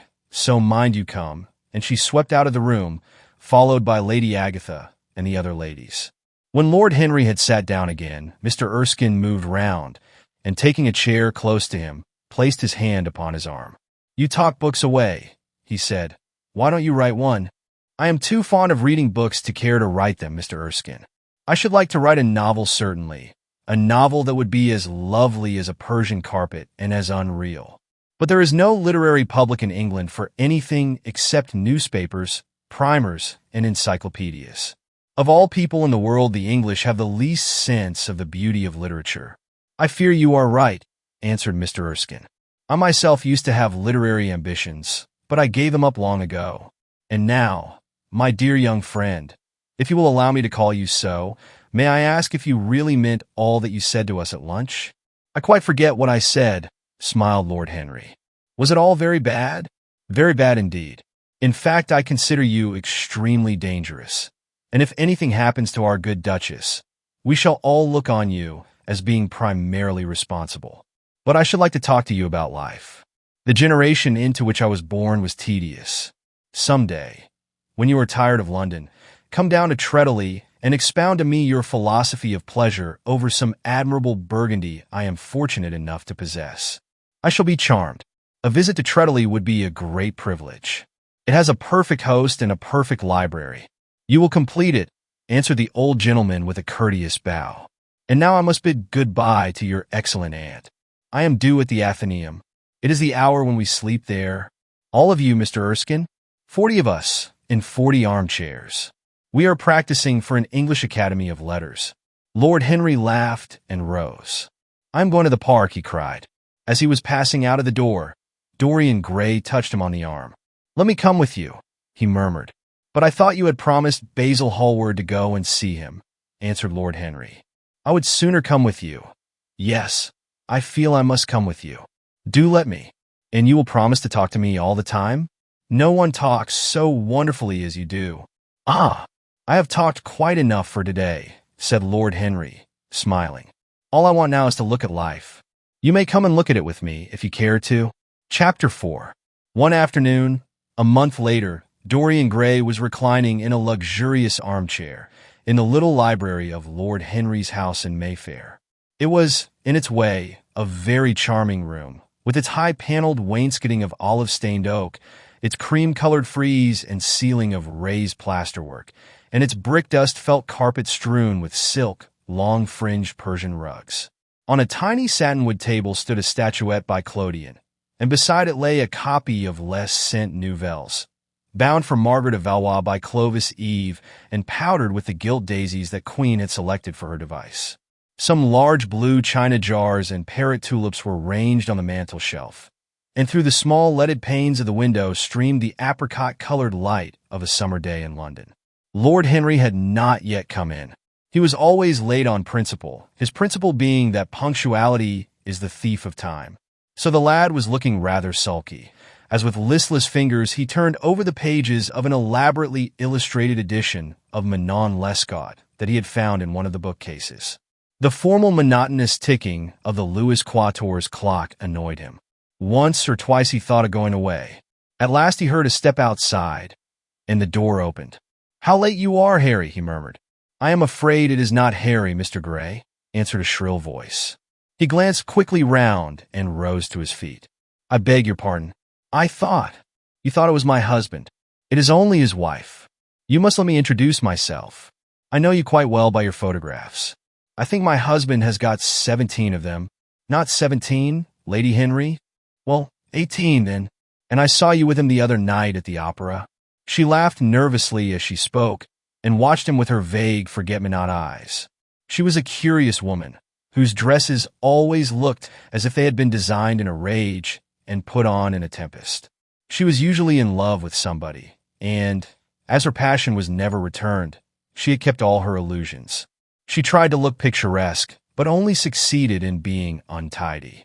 Her name was Victoria, and she had a perfect mania for going to church. That was at Lohengrin, Lady Henry, I think? Yes, it was at dear Lohengrin. I like Wagner's music better than anybody's. It is so loud that one can talk the whole time without other people hearing what one says. That is a great advantage. Don't you think so, Mr. Gray?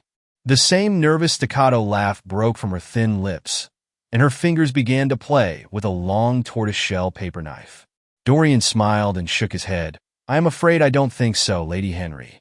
I never talk during music, at least during good music.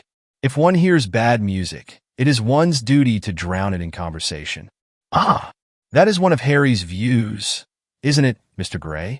I always hear Harry's views from his friends. It is the only way I get to know of them. But you must not think I don't like good music. I adore it, but I am afraid of it. It makes me too romantic. I have simply worshipped pianists, two at a time sometimes, Harry tells me. I don't know what it is about them. Perhaps it is that they are foreigners. They all are, ain't they? Even those that are born in England become foreigners after a time, don't they? It is so clever of them, and such a compliment to art. Makes it quite cosmopolitan, doesn't it? You have never been to any of my parties, have you, Mr. Gray? You must come. I can't afford orchids, but I spare no expense in foreigners. They make one's rooms look so picturesque. But here is Harry. Harry, I came in to look for you, to ask you something. I forget what it was, and I found Mr. Gray here. We have had such a pleasant chat about music. We have quite the same ideas. No, I think our ideas are quite different. But he has been most pleasant. I am so glad I've seen him. I am charmed, my love, quite charmed, said Lord Henry, elevating his dark, crescent-shaped eyebrows and looking at them both with an amused smile. So sorry I am late, Dorian. I went to look after a piece of old brocade in Wardour Street and had to bargain for hours for it. Nowadays people know the price of everything and the value of nothing. I am afraid I must be going, exclaimed Lady Henry, breaking an awkward silence with her silly sudden laugh. I have promised to drive with the Duchess. Goodbye, Mr. Gray. Goodbye, Harry. You are dining out, I suppose? So am I. Perhaps I shall see you at Lady Thornberry's. I dare say, my dear, said Lord Henry, shutting the door behind her as, looking like a bird of paradise that had been out all night in the rain, she flitted out of the room, leaving a faint odor of frangipani. Then he lit a cigarette and flung himself down on the sofa. Never marry a woman with straw-colored hair, Dorian, he said after a few puffs. Why, Harry? Because they are so sentimental. But I like sentimental people. Never marry at all, Dorian. Men marry because they are tired. Women because they are curious. Both are disappointed. I don't think I am likely to marry Harry. I am too much in love. That is one of your aphorisms. I am putting it into practice, as I do everything that you say. Who are you in love with? Asked Lord Henry after a pause. With an actress, said Dorian Gray, blushing. Lord Henry shrugged his shoulders. That is a rather commonplace debut. You would not say so if you saw her, Harry. Who is she? Her name is Sybil Vane. Never heard of her. No one has. People will someday, however. She's a genius. My dear boy, no woman is a genius. Women are a decorative sex. They never have anything to say, but they say it charmingly. Women represent the triumph of matter over mind, just as men represent the triumph of mind over morals. Harry, how can you? My dear Dorian, it is quite true. I am analyzing women at present, so I ought to know. The subject is not so abstruse as I thought it was.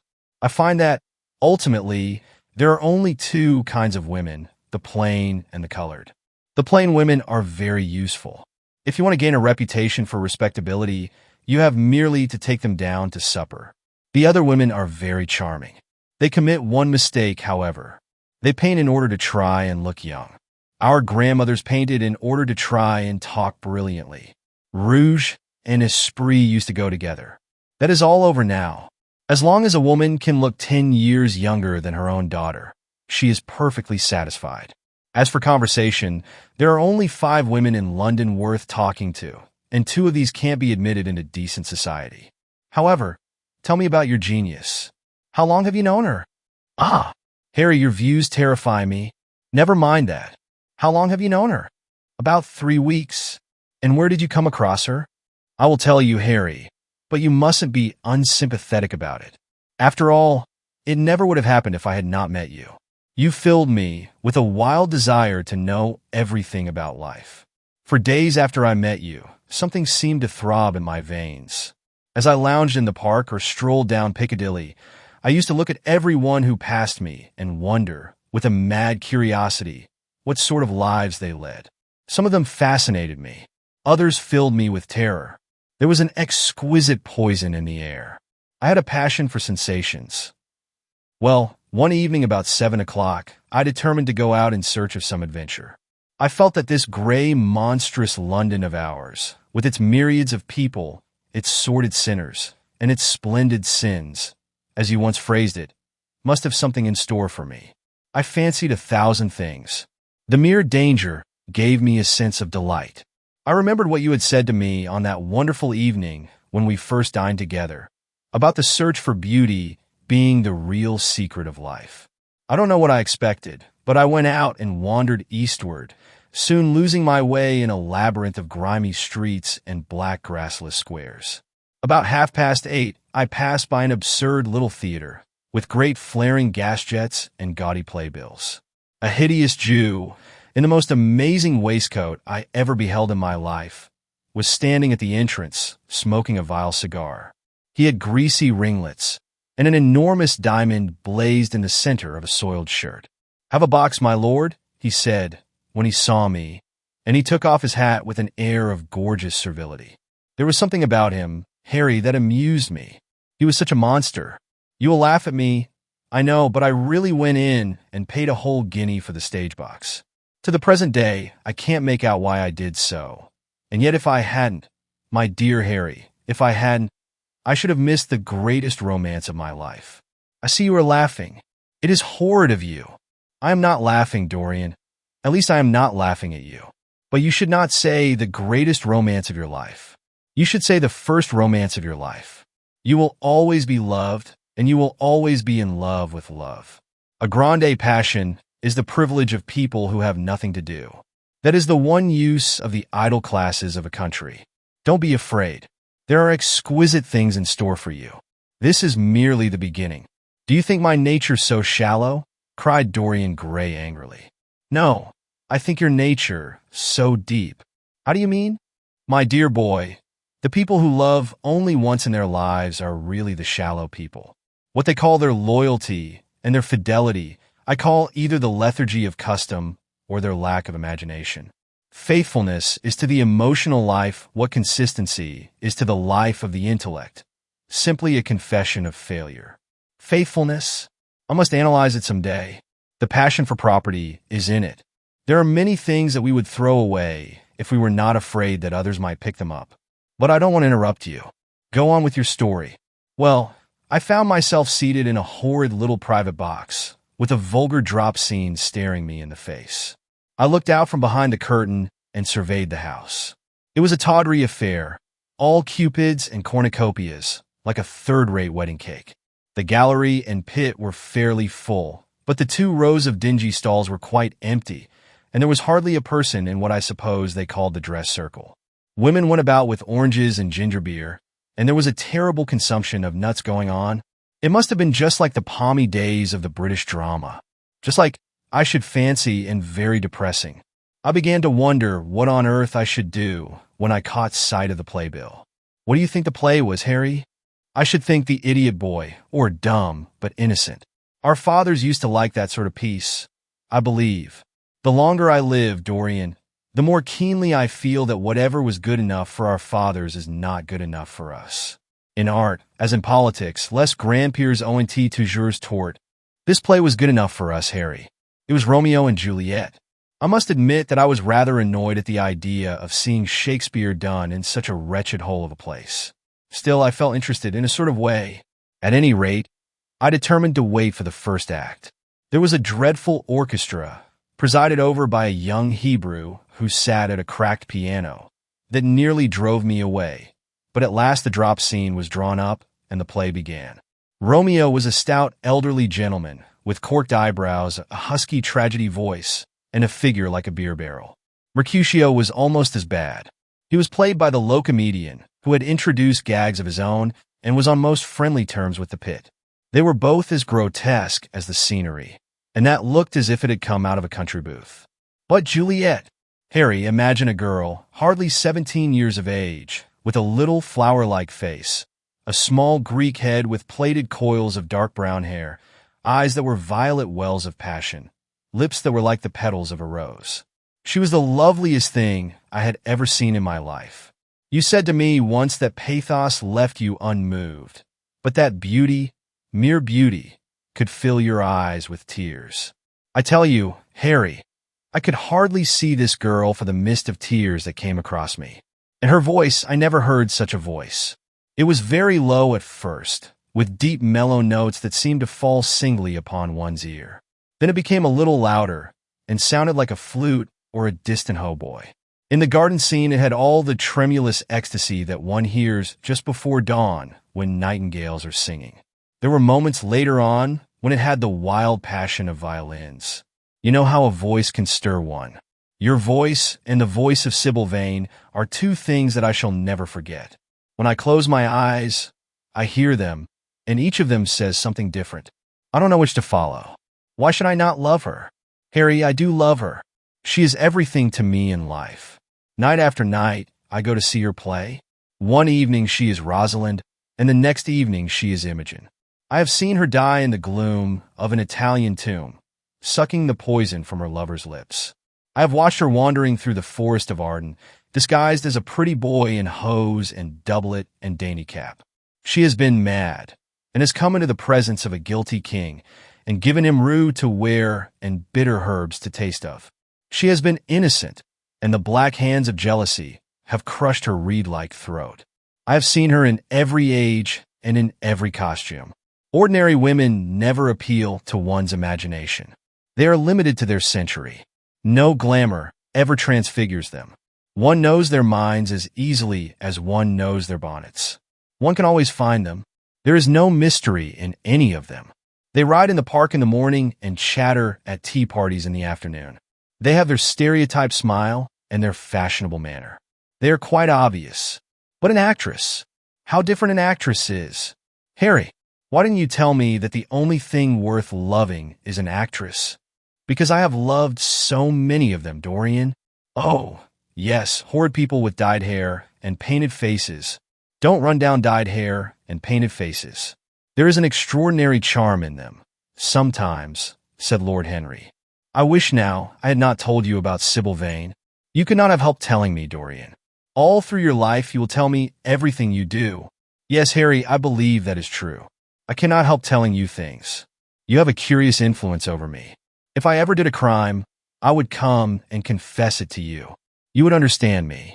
People like you, the willful sunbeams of life, don't commit crimes, Dorian. But I am much obliged for the compliment, all the same. And now tell me, reach me the matches like a good boy. Thanks. What are your actual relations with Sybil Vane? Dorian Gray leaped to his feet, with flushed cheeks and burning eyes. Harry, Sybil Vane is sacred. It is only the sacred things that are worth touching, Dorian, said Lord Henry, with a strange touch of pathos in his voice. But why should you be annoyed?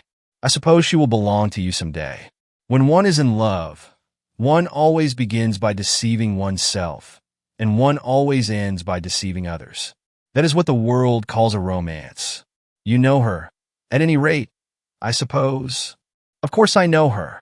On the first night I was at the theater, the horrid old Jew came round to the box after the performance was over and offered to take me behind the scenes and introduce me to her. I was furious with him and told him that Juliet had been dead for hundreds of years and that her body was lying in a marble tomb in Verona.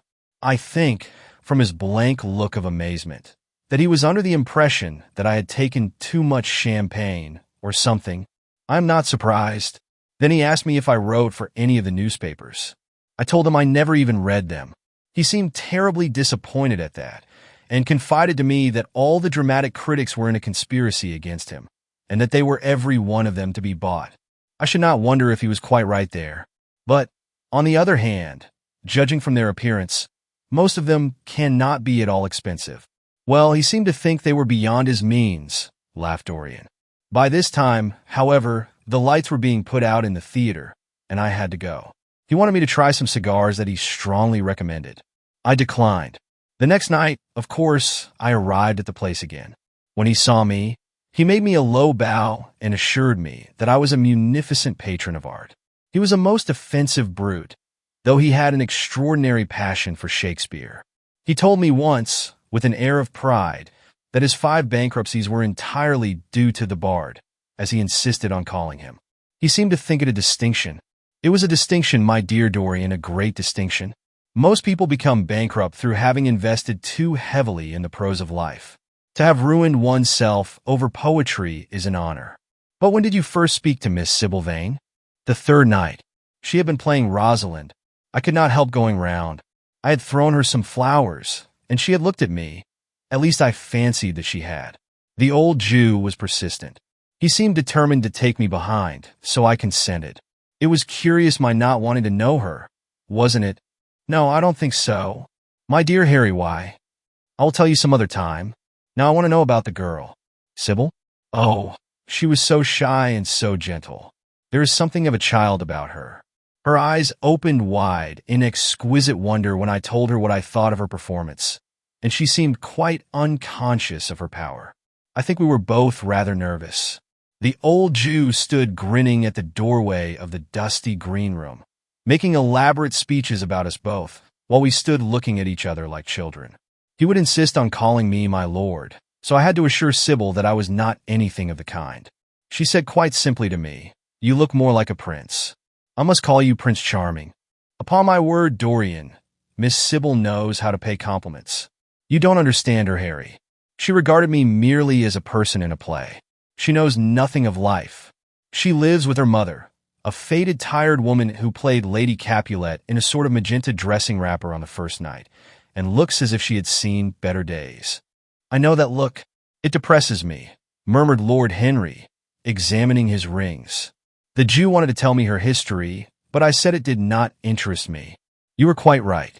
There is always something infinitely mean about other people's tragedies. Sybil is the only thing I care about. What is it to me where she came from? From her little head to her little feet, she is absolutely and entirely divine. Every night of my life, I go to see her act, and every night she is more marvelous. That is the reason, I suppose, that you never dine with me now. I thought you must have some curious romance on hand. You have, but it is not quite what I expected.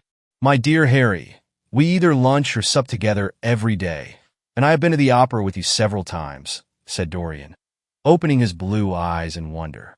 You always come dreadfully late. Well, I can't help going to see Sybil play, he cried, even if it is only for a single act. I get hungry for her presence. And when I think of the wonderful soul that is hidden away in that little ivory body, I am filled with awe. You can dine with me tonight, Dorian, can't you? He shook his head. Tonight she is Imogen, he answered, and tomorrow night she will be Juliet. When is she Sybil Vane? Never. I congratulate you. How horrid you are! She is all the great heroines of the world in one. She is more than an individual. You laugh, but I tell you she is genius. I love her, and I must make her love me. You, who know all the secrets of life, tell me how to charm Sybil Vane to love me. I want to make Romeo jealous. I want the dead lovers of the world to hear our laughter and grow sad. I want a breath of our passion to stir their dust into consciousness, to wake their ashes into pain. My God, Harry, how I worship her! He was walking up and down the room as he spoke. Hectic spots of red burned on his cheeks. He was terribly excited. Lord Henry watched him with a subtle sense of pleasure. How different he was now from the shy, frightened boy he had met in Basil Hallward's studio. His nature had developed like a flower, had borne blossoms of scarlet flame. Out of its secret hiding place had crept his soul, and desire had come to meet it on the way. "And what do you propose to do?" said Lord Henry at last. "I want you and Basil to come with me some night and see her act. I have not the slightest fear of the result. You are certain to acknowledge her genius. Then we must get her out of the Jew's hands.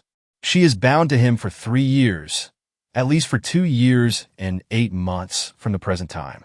I shall have to pay him something, of course. When all that is settled, I shall take a West End theater and bring her out properly. She will make the world as mad as she has made me. That would be impossible, my dear boy. Yes, she will. She is not merely art, consummate art instinct in her, but she has personality also. And you have often told me that it is personalities, not principles, that move the age. Well, what night shall we go? Let me see. Today is Tuesday. Let us fix tomorrow. She plays Juliet tomorrow. All right. The Bristol at 8 o'clock. And I will get Basil. Not 8, Harry, please. 6:30. We must be there before the curtain rises. You must see her in the first act, where she meets Romeo. 6:30. What an hour! It will be like having a meat tea or reading an English novel. It must be 7. No gentleman dines before 7. Shall you see Basil between this and then, or shall I write to him? Dear Basil, I have not laid eyes on him for a week. It is rather horrid of me, as he has sent me my portrait in the most wonderful frame, specially designed by himself, and though I'm a little jealous of the picture for being a whole month younger than I am, I must admit that I delight in it. Perhaps you had better write to him. I don't want to see him alone. He says things that annoy me. He gives me good advice. Lord Henry smiled. People are very fond of giving away what they need most themselves. It is what I call the depth of generosity. Oh, Basil is the best of fellows, but he seems to me to be just a bit of a Philistine. Since I have known you, Harry, I have discovered that Basil, my dear boy, puts everything that is charming in him into his work. The consequence is that he has nothing left for life but his prejudices, his principles, and his common sense. The only artists I have ever known who are personally delightful are bad artists. Good artists exist simply in what they make, and consequently are perfectly uninteresting in what they are. A great poet, a really great poet, is the most unpoetical of all creatures. But inferior poets are absolutely fascinating. The worse their rhymes are, the more picturesque they look. The mere fact of having published a book of second-rate sonnets makes a man quite irresistible. He lives the poetry that he cannot write. The others write the poetry that they dare not realize. I wonder, is that really so, Harry? Said Dorian Gray, putting some perfume on his handkerchief out of a large, gold-topped bottle that stood on the table. It must be, if you say it. And now I am off. Imogen is waiting for me. Don't forget about tomorrow. Goodbye. As he left the room, Lord Henry's heavy eyelids drooped, and he began to think. Certainly few people had ever interested him so much as Dorian Gray, and yet the lad's mad adoration of someone else caused him not the slightest pang of annoyance or jealousy. He was pleased by it. It made him a more interesting study. He had been always enthralled by the methods of natural science, but the ordinary subject matter of that science had seemed to him trivial and of no import. And so he had begun by vivisecting himself, as he had ended by vivisecting others. Human life, that appeared to him the one thing worth investigating. Compared to it, there was nothing else of any value. It was true that as one watched life in its curious crucible of pain and pleasure, one could not wear over one's face a mask of glass, nor keep the sulphurous fumes from troubling the brain and making the imagination turbid with monstrous fancies and misshapen dreams. There were poisons so subtle that to know their properties one had to sicken of them. There were maladies so strange that one had to pass through them if one sought to understand their nature. And yet, what a great reward one received! How wonderful the whole world became to one! To note the curious hard logic of passion and the emotional colored life of the intellect, to observe where they met and where they separated, at what point they were in unison, and at what point they were at discord, there was a delight in that. What matter what the cost was? One could never pay too high a price for any sensation. He was conscious, and the thought brought a gleam of pleasure into his brown agate eyes, that it was through certain words of his, musical words said with musical utterance, that Dorian Gray's soul had turned to this white girl and bowed in worship before her. To a large extent the lad was his own creation. He had made him premature. That was something. Ordinary people waited till life disclosed to them its secrets. But to the few, to the elect, the mysteries of life were revealed before the veil was drawn away. Sometimes this was the effect of art, and chiefly of the art of literature, which dealt immediately with the passions and the intellect. But now and then a complex personality took the place and assumed the office of art, was indeed, in its way, a real work of art, life having its elaborate masterpieces, just as poetry has, or sculpture, or painting. Yes, the lad was premature. He was gathering his harvest while it was yet spring. The pulse and passion of youth were in him, but he was becoming self-conscious. It was delightful to watch him. With his beautiful face and his beautiful soul, he was a thing to wonder at. It was no matter how it all ended or was destined to end. He was like one of those gracious figures in a pageant or a play, whose joys seem to be remote from one, but whose sorrows stir one's sense of beauty, and whose wounds are like red roses. Soul and body, body and soul. How mysterious they were! There was animalism in the soul, and the body had its moments of spirituality. The senses could refine, and the intellect could degrade. Who could say where the fleshly impulse ceased or the psychical impulse began? How shallow were the arbitrary definitions of ordinary psychologists? And yet how difficult to decide between the claims of the various schools. Was the soul a shadow seated in the house of sin? Or was the body really in the soul, as Giordano Bruno thought? The separation of spirit from matter was a mystery, and the union of spirit with matter was a mystery also. He began to wonder whether we could ever make psychology so absolute a science that each little spring of life would be revealed to us. As it was, we always misunderstood ourselves and rarely understood others. Experience was of no ethical value. It was merely the name men gave to their mistakes. Moralists had, as a rule, regarded it as a mode of warning, had claimed for it a certain ethical efficacy in the formation of character, had praised it as something that taught us what to follow and showed us what to avoid. But there was no motive power in experience. It was as little of an active cause as conscience itself. All that it really demonstrated was that our future would be the same as our past, and that the sin we had done once, and with loathing, we would do many times, and with joy. It was clear to him that the experimental method was the only method by which one could arrive at any scientific analysis of the passions. And certainly Dorian Gray was a subject made to his hand, and seemed to promise rich and fruitful results. His sudden mad love for Sybil Vane was a psychological phenomenon of no small interest. There was no doubt that curiosity had much to do with it, curiosity and the desire for new experiences, yet it was not a simple but rather a very complex passion. What there was in it of the purely sensuous instinct of boyhood had been transformed by the workings of the imagination, changed into something that seemed to the lad himself to be remote from sense, and was for that very reason all the more dangerous. It was the passions about whose origin we deceived ourselves that tyrannized most strongly over us. Our weakest motives were those of whose nature we were conscious. It often happened that when we thought we were experimenting on others, we were really experimenting on ourselves. While Lord Henry sat dreaming on these things, a knock came to the door, and his valet entered and reminded him it was time to dress for dinner. He got up and looked out into the street. The sunset had smitten into scarlet gold the upper windows of the houses opposite. The panes glowed like plates of heated metal. The sky above was like a faded rose. He thought of his friend's young, fiery-colored life and wondered how it was all going to end. When he arrived home, about 12:30, he saw a telegram lying on the hall table. He opened it and found it was from Dorian Gray. It was to tell him that he was engaged to be married to Sybil Vane. Chapter 5.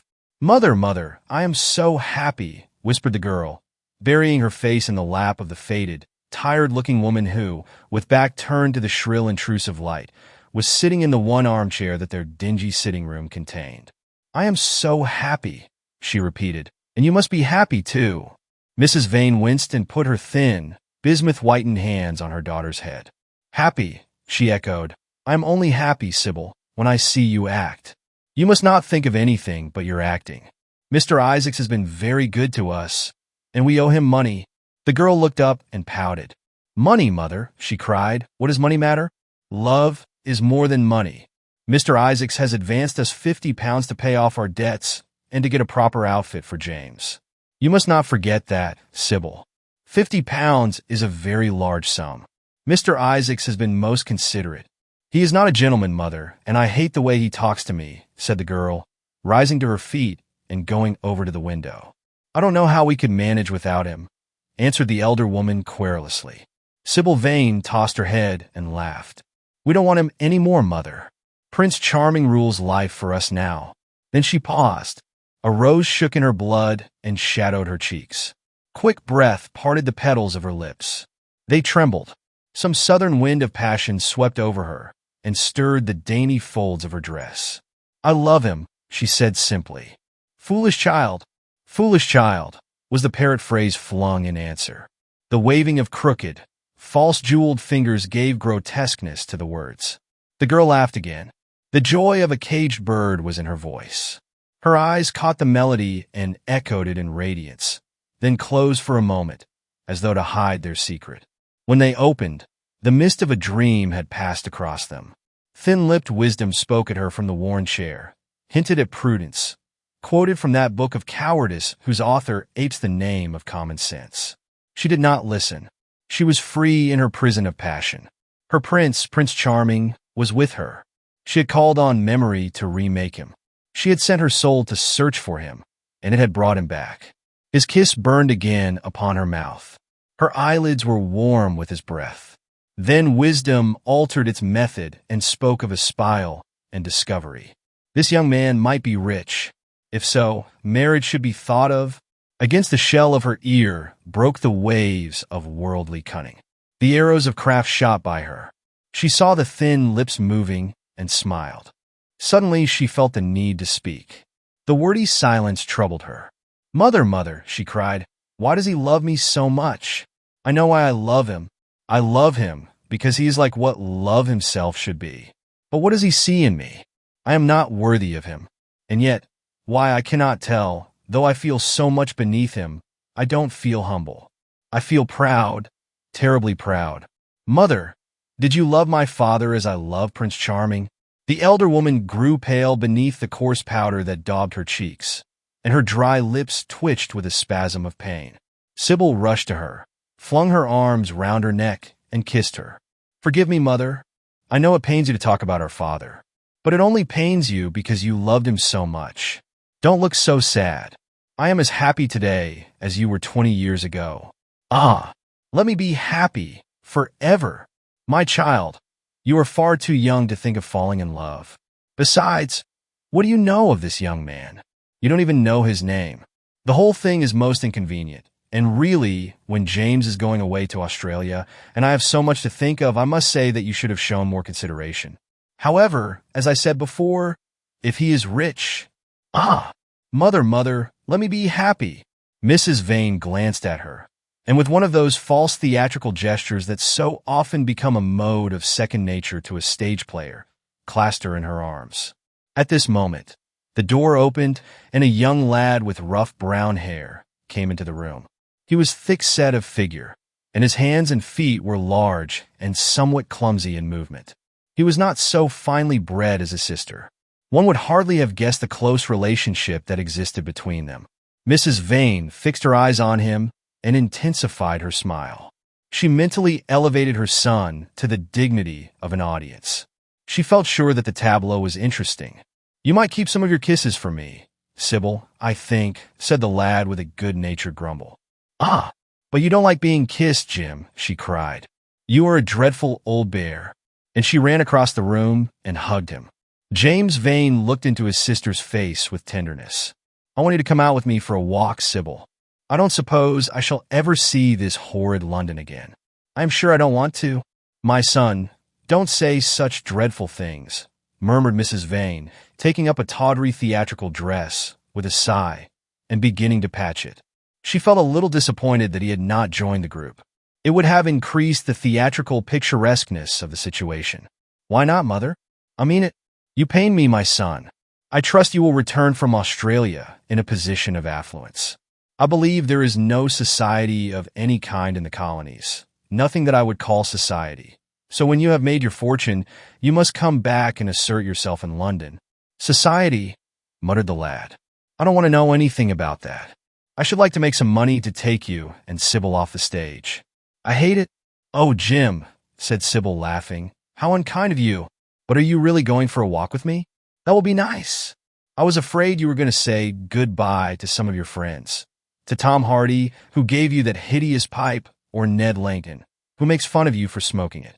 It is very sweet of you to let me have your last afternoon. Where shall we go?" "Let us go to the park."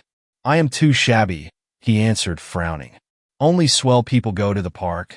"Nonsense, Jim," she whispered, stroking the sleeve of his coat. He hesitated for a moment. "Very well," he said at last, "but don't be too long dressing." She danced out of the door. One could hear her singing as she ran upstairs. Her little feet pattered overhead. He walked up and down the room 2 or 3 times. Then he turned to the still figure in the chair. "Mother, are my things ready?" he asked. "Quite ready, James," she answered, keeping her eyes on her work. For some months past, she had felt ill at ease when she was alone with this rough, stern son of hers. Her shallow, secret nature was troubled when their eyes met. She used to wonder if he suspected anything. The silence, for he made no other observation, became intolerable to her. She began to complain. Women defend themselves by attacking, just as they attack by sudden and strange surrenders. "I hope you will be contented, James, with your seafaring life," she said. "You must remember that it is your own choice. You might have entered a solicitor's office. Solicitors are a very respectable class, and in the country often dine with the best families." "I hate offices and I hate clerks," he replied. "But you are quite right. I have chosen my own life. All I say is watch over Sybil. Don't let her come to any harm. Mother, you must watch over her. James, you really talk very strangely." "Of course I watch over Sybil. I hear a gentleman comes every night to the theater and goes behind to talk to her. Is that right?" "What about that?" "You are speaking about things you don't understand, James. In the profession, we are accustomed to receive a great deal of most gratifying attention. I myself used to receive many bouquets at one time. That was when acting was really understood. As for Sybil, I do not know at present whether her attachment is serious or not. But there is no doubt that the young man in question is a perfect gentleman. He is always most polite to me.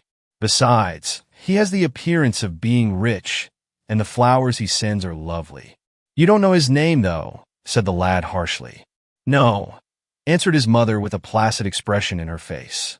"He has not yet revealed his real name. I think it is quite romantic of him. He is probably a member of the aristocracy." James Vane bit his lip. "Watch over Sybil, mother," he cried. "Watch over her. My son, you distress me very much. Sybil is always under my special care. Of course, if this gentleman is wealthy, there is no reason why she should not contract an alliance with him. I trust he is one of the aristocracy. He has all the appearance of it, I must say. It might be a most brilliant marriage for Sybil. They would make a charming couple.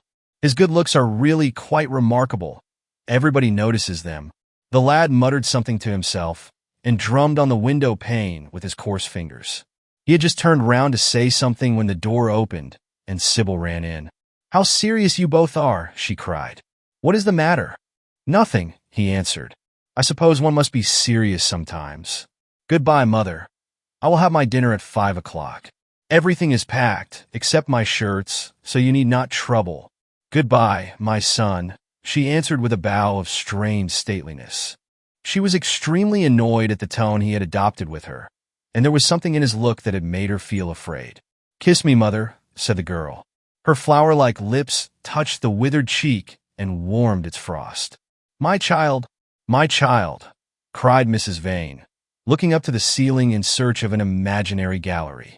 "Come, Sybil," said her brother impatiently. He hated his mother's affectations. They went out into the flickering, wind-blown sunlight and strolled down the dreary Euston Road. The passers-by glanced in wonder at the sullen, heavy youth who, in coarse, ill-fitting clothes, was in the company of such a graceful, refined-looking girl. He was like a common gardener walking with a rose. Jim frowned from time to time when he caught the inquisitive glance of some stranger. He had that dislike of being stared at, which comes on geniuses late in life and never leaves the commonplace. Sybil, however, was quite unconscious of the effect she was producing. Her love was trembling in laughter on her lips. She was thinking of Prince Charming, and, that she might think of him all the more, she did not talk of him, but prattled on about the ship in which Jim was going to sail, about the gold he was certain to find, about the wonderful heiress whose life he was to save from the wicked, red-shirted bushrangers. For he was not to remain a sailor, or a supercargo, or whatever he was going to be. Oh no! A sailor's existence was dreadful. Fancy being cooped up in a horrid ship, with a hoarse, humpbacked waves trying to get in, and a black wind blowing the mast down and tearing the sails into long, screaming ribbons. He was to leave the vessel at Melbourne, bid a polite goodbye to the captain, and go off at once to the gold fields.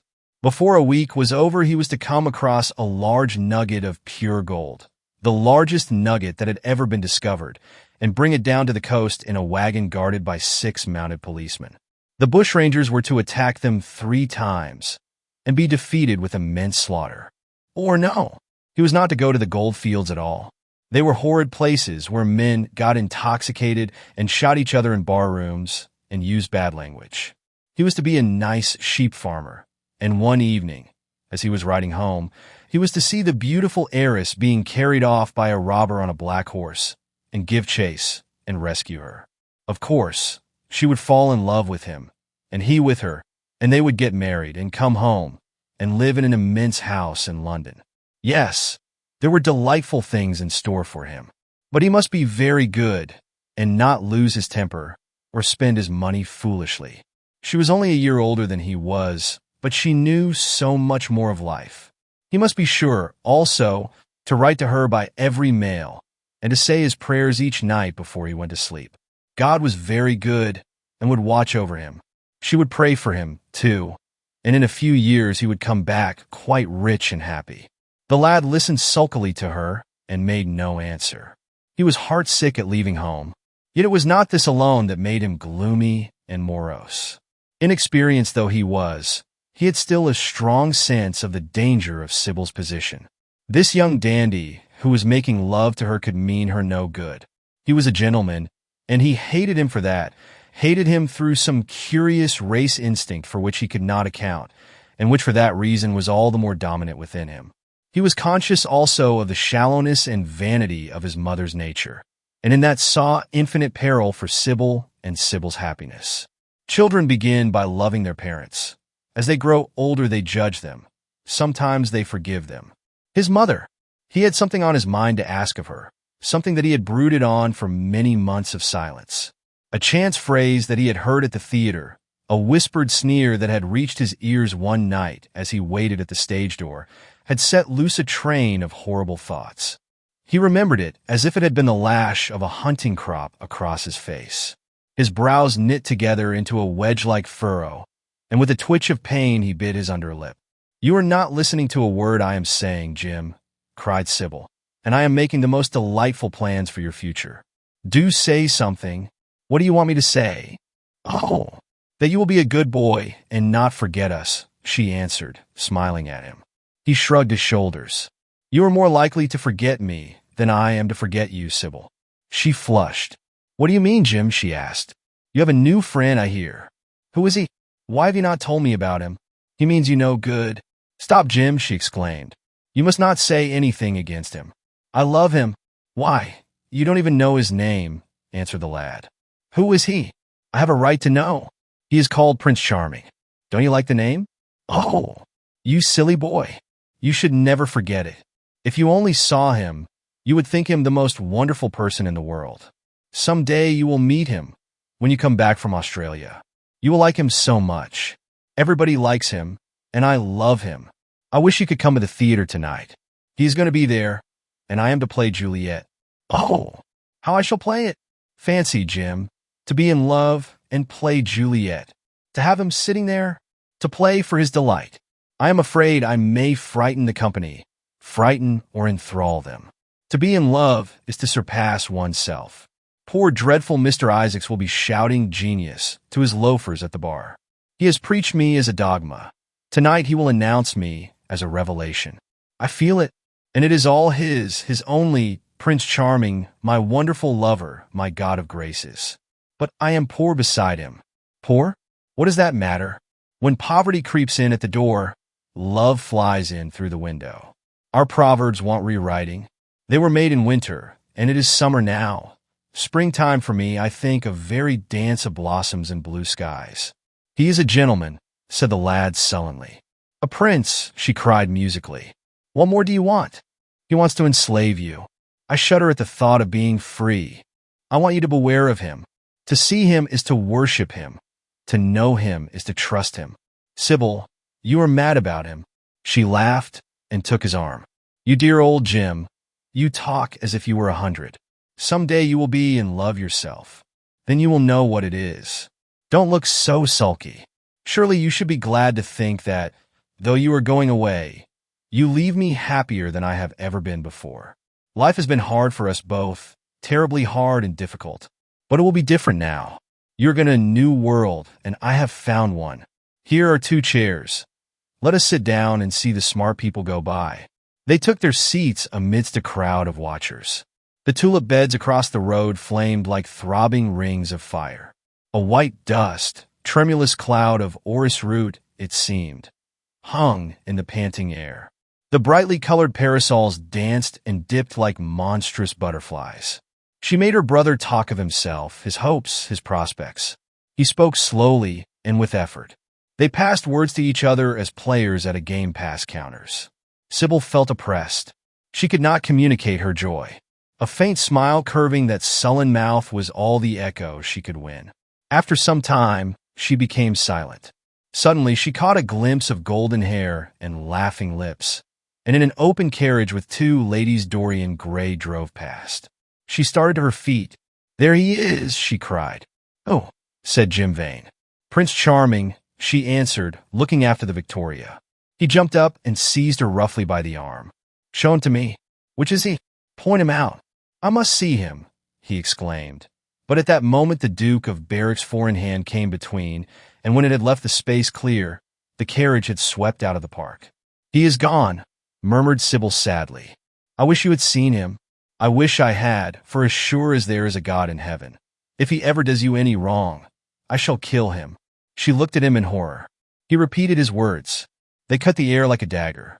The people round began to gape. A lady standing close to her tittered. "Come away, Jim. Come away," she whispered. He followed her doggedly as she passed through the crowd. He felt glad at what he had said. When they reached the Achilles statue, she turned round. There was pity in her eyes that became laughter on her lips. She shook her head at him.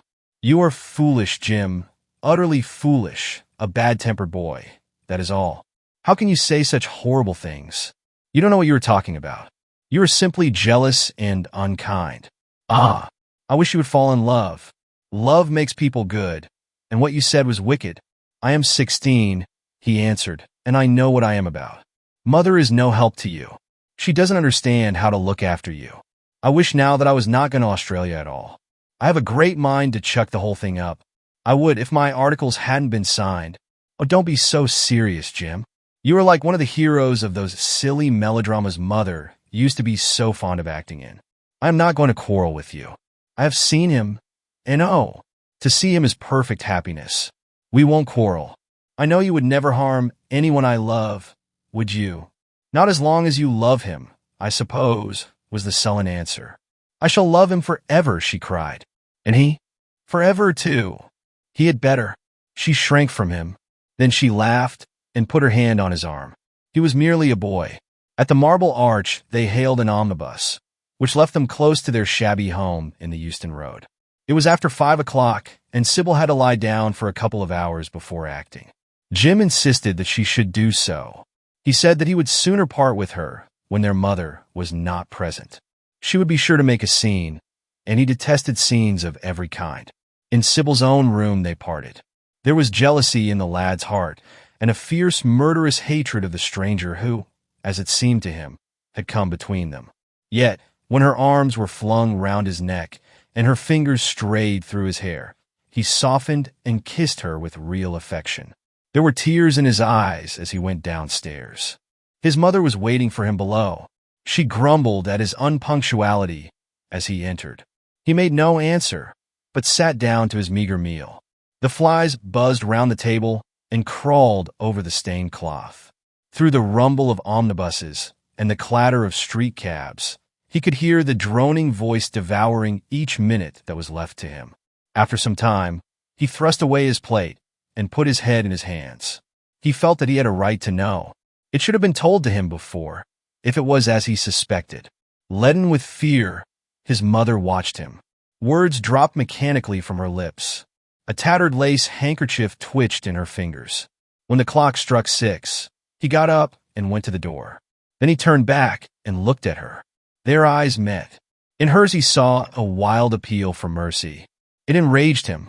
"Mother, I have something to ask you," he said. Her eyes wandered vaguely about the room. She made no answer. "Tell me the truth. I have a right to know. Were you married to my father?"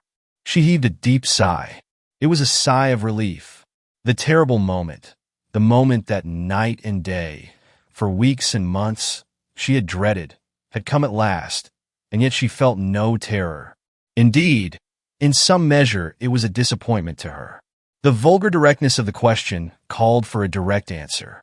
The situation had not been gradually led up to. It was crude. It reminded her of a bad rehearsal. "No," she answered, wondering at the harsh simplicity of life. "My father was a scoundrel then," cried the lad, clenching his fists. She shook her head. "I knew he was not free. We loved each other very much. If he had lived, he would have made provision for us. Don't speak against him, my son. He was your father, and a gentleman. Indeed, he was highly connected." An oath broke from his lips. "I don't care for myself," he exclaimed, "but don't let Sybil. It is a gentleman, isn't it, who is in love with her, or says he is. Highly connected too, I suppose." For a moment, a hideous sense of humiliation came over the woman. Her head drooped. She wiped her eyes with shaking hands. "Sybil has a mother," she murmured. "I had none." The lad was touched. He went towards her, and stooping down, he kissed her. "I am sorry if I have pained you by asking about my father," he said, "but I could not help it. I must go now. Goodbye. Don't forget that you will have only one child now to look after. And believe me that if this man wrongs my sister, I will find out who he is, track him down, and kill him like a dog. I swear it." The exaggerated folly of the threat, the passionate gesture that accompanied it, the mad, melodramatic words, made life seem more vivid to her. She was familiar with the atmosphere. She breathed more freely, and for the first time for many months she really admired her son. She would have liked to have continued the scene on the same emotional scale, but he cut her short. Trunks had to be carried down, and mufflers looked for. The lodging-house drudge bustled in and out. There was the bargaining with the cabman. The moment was lost in vulgar details. It was with a renewed feeling of disappointment that she waved the tattered lace handkerchief from the window as her son drove away. She was conscious that a great opportunity had been wasted. She consoled herself by telling Sybil how desolate she felt her life would be, now that she had only one child to look after. She remembered the phrase. It had pleased her. Of the threat she said nothing. It was vividly and dramatically expressed. She felt that they would all laugh at it someday.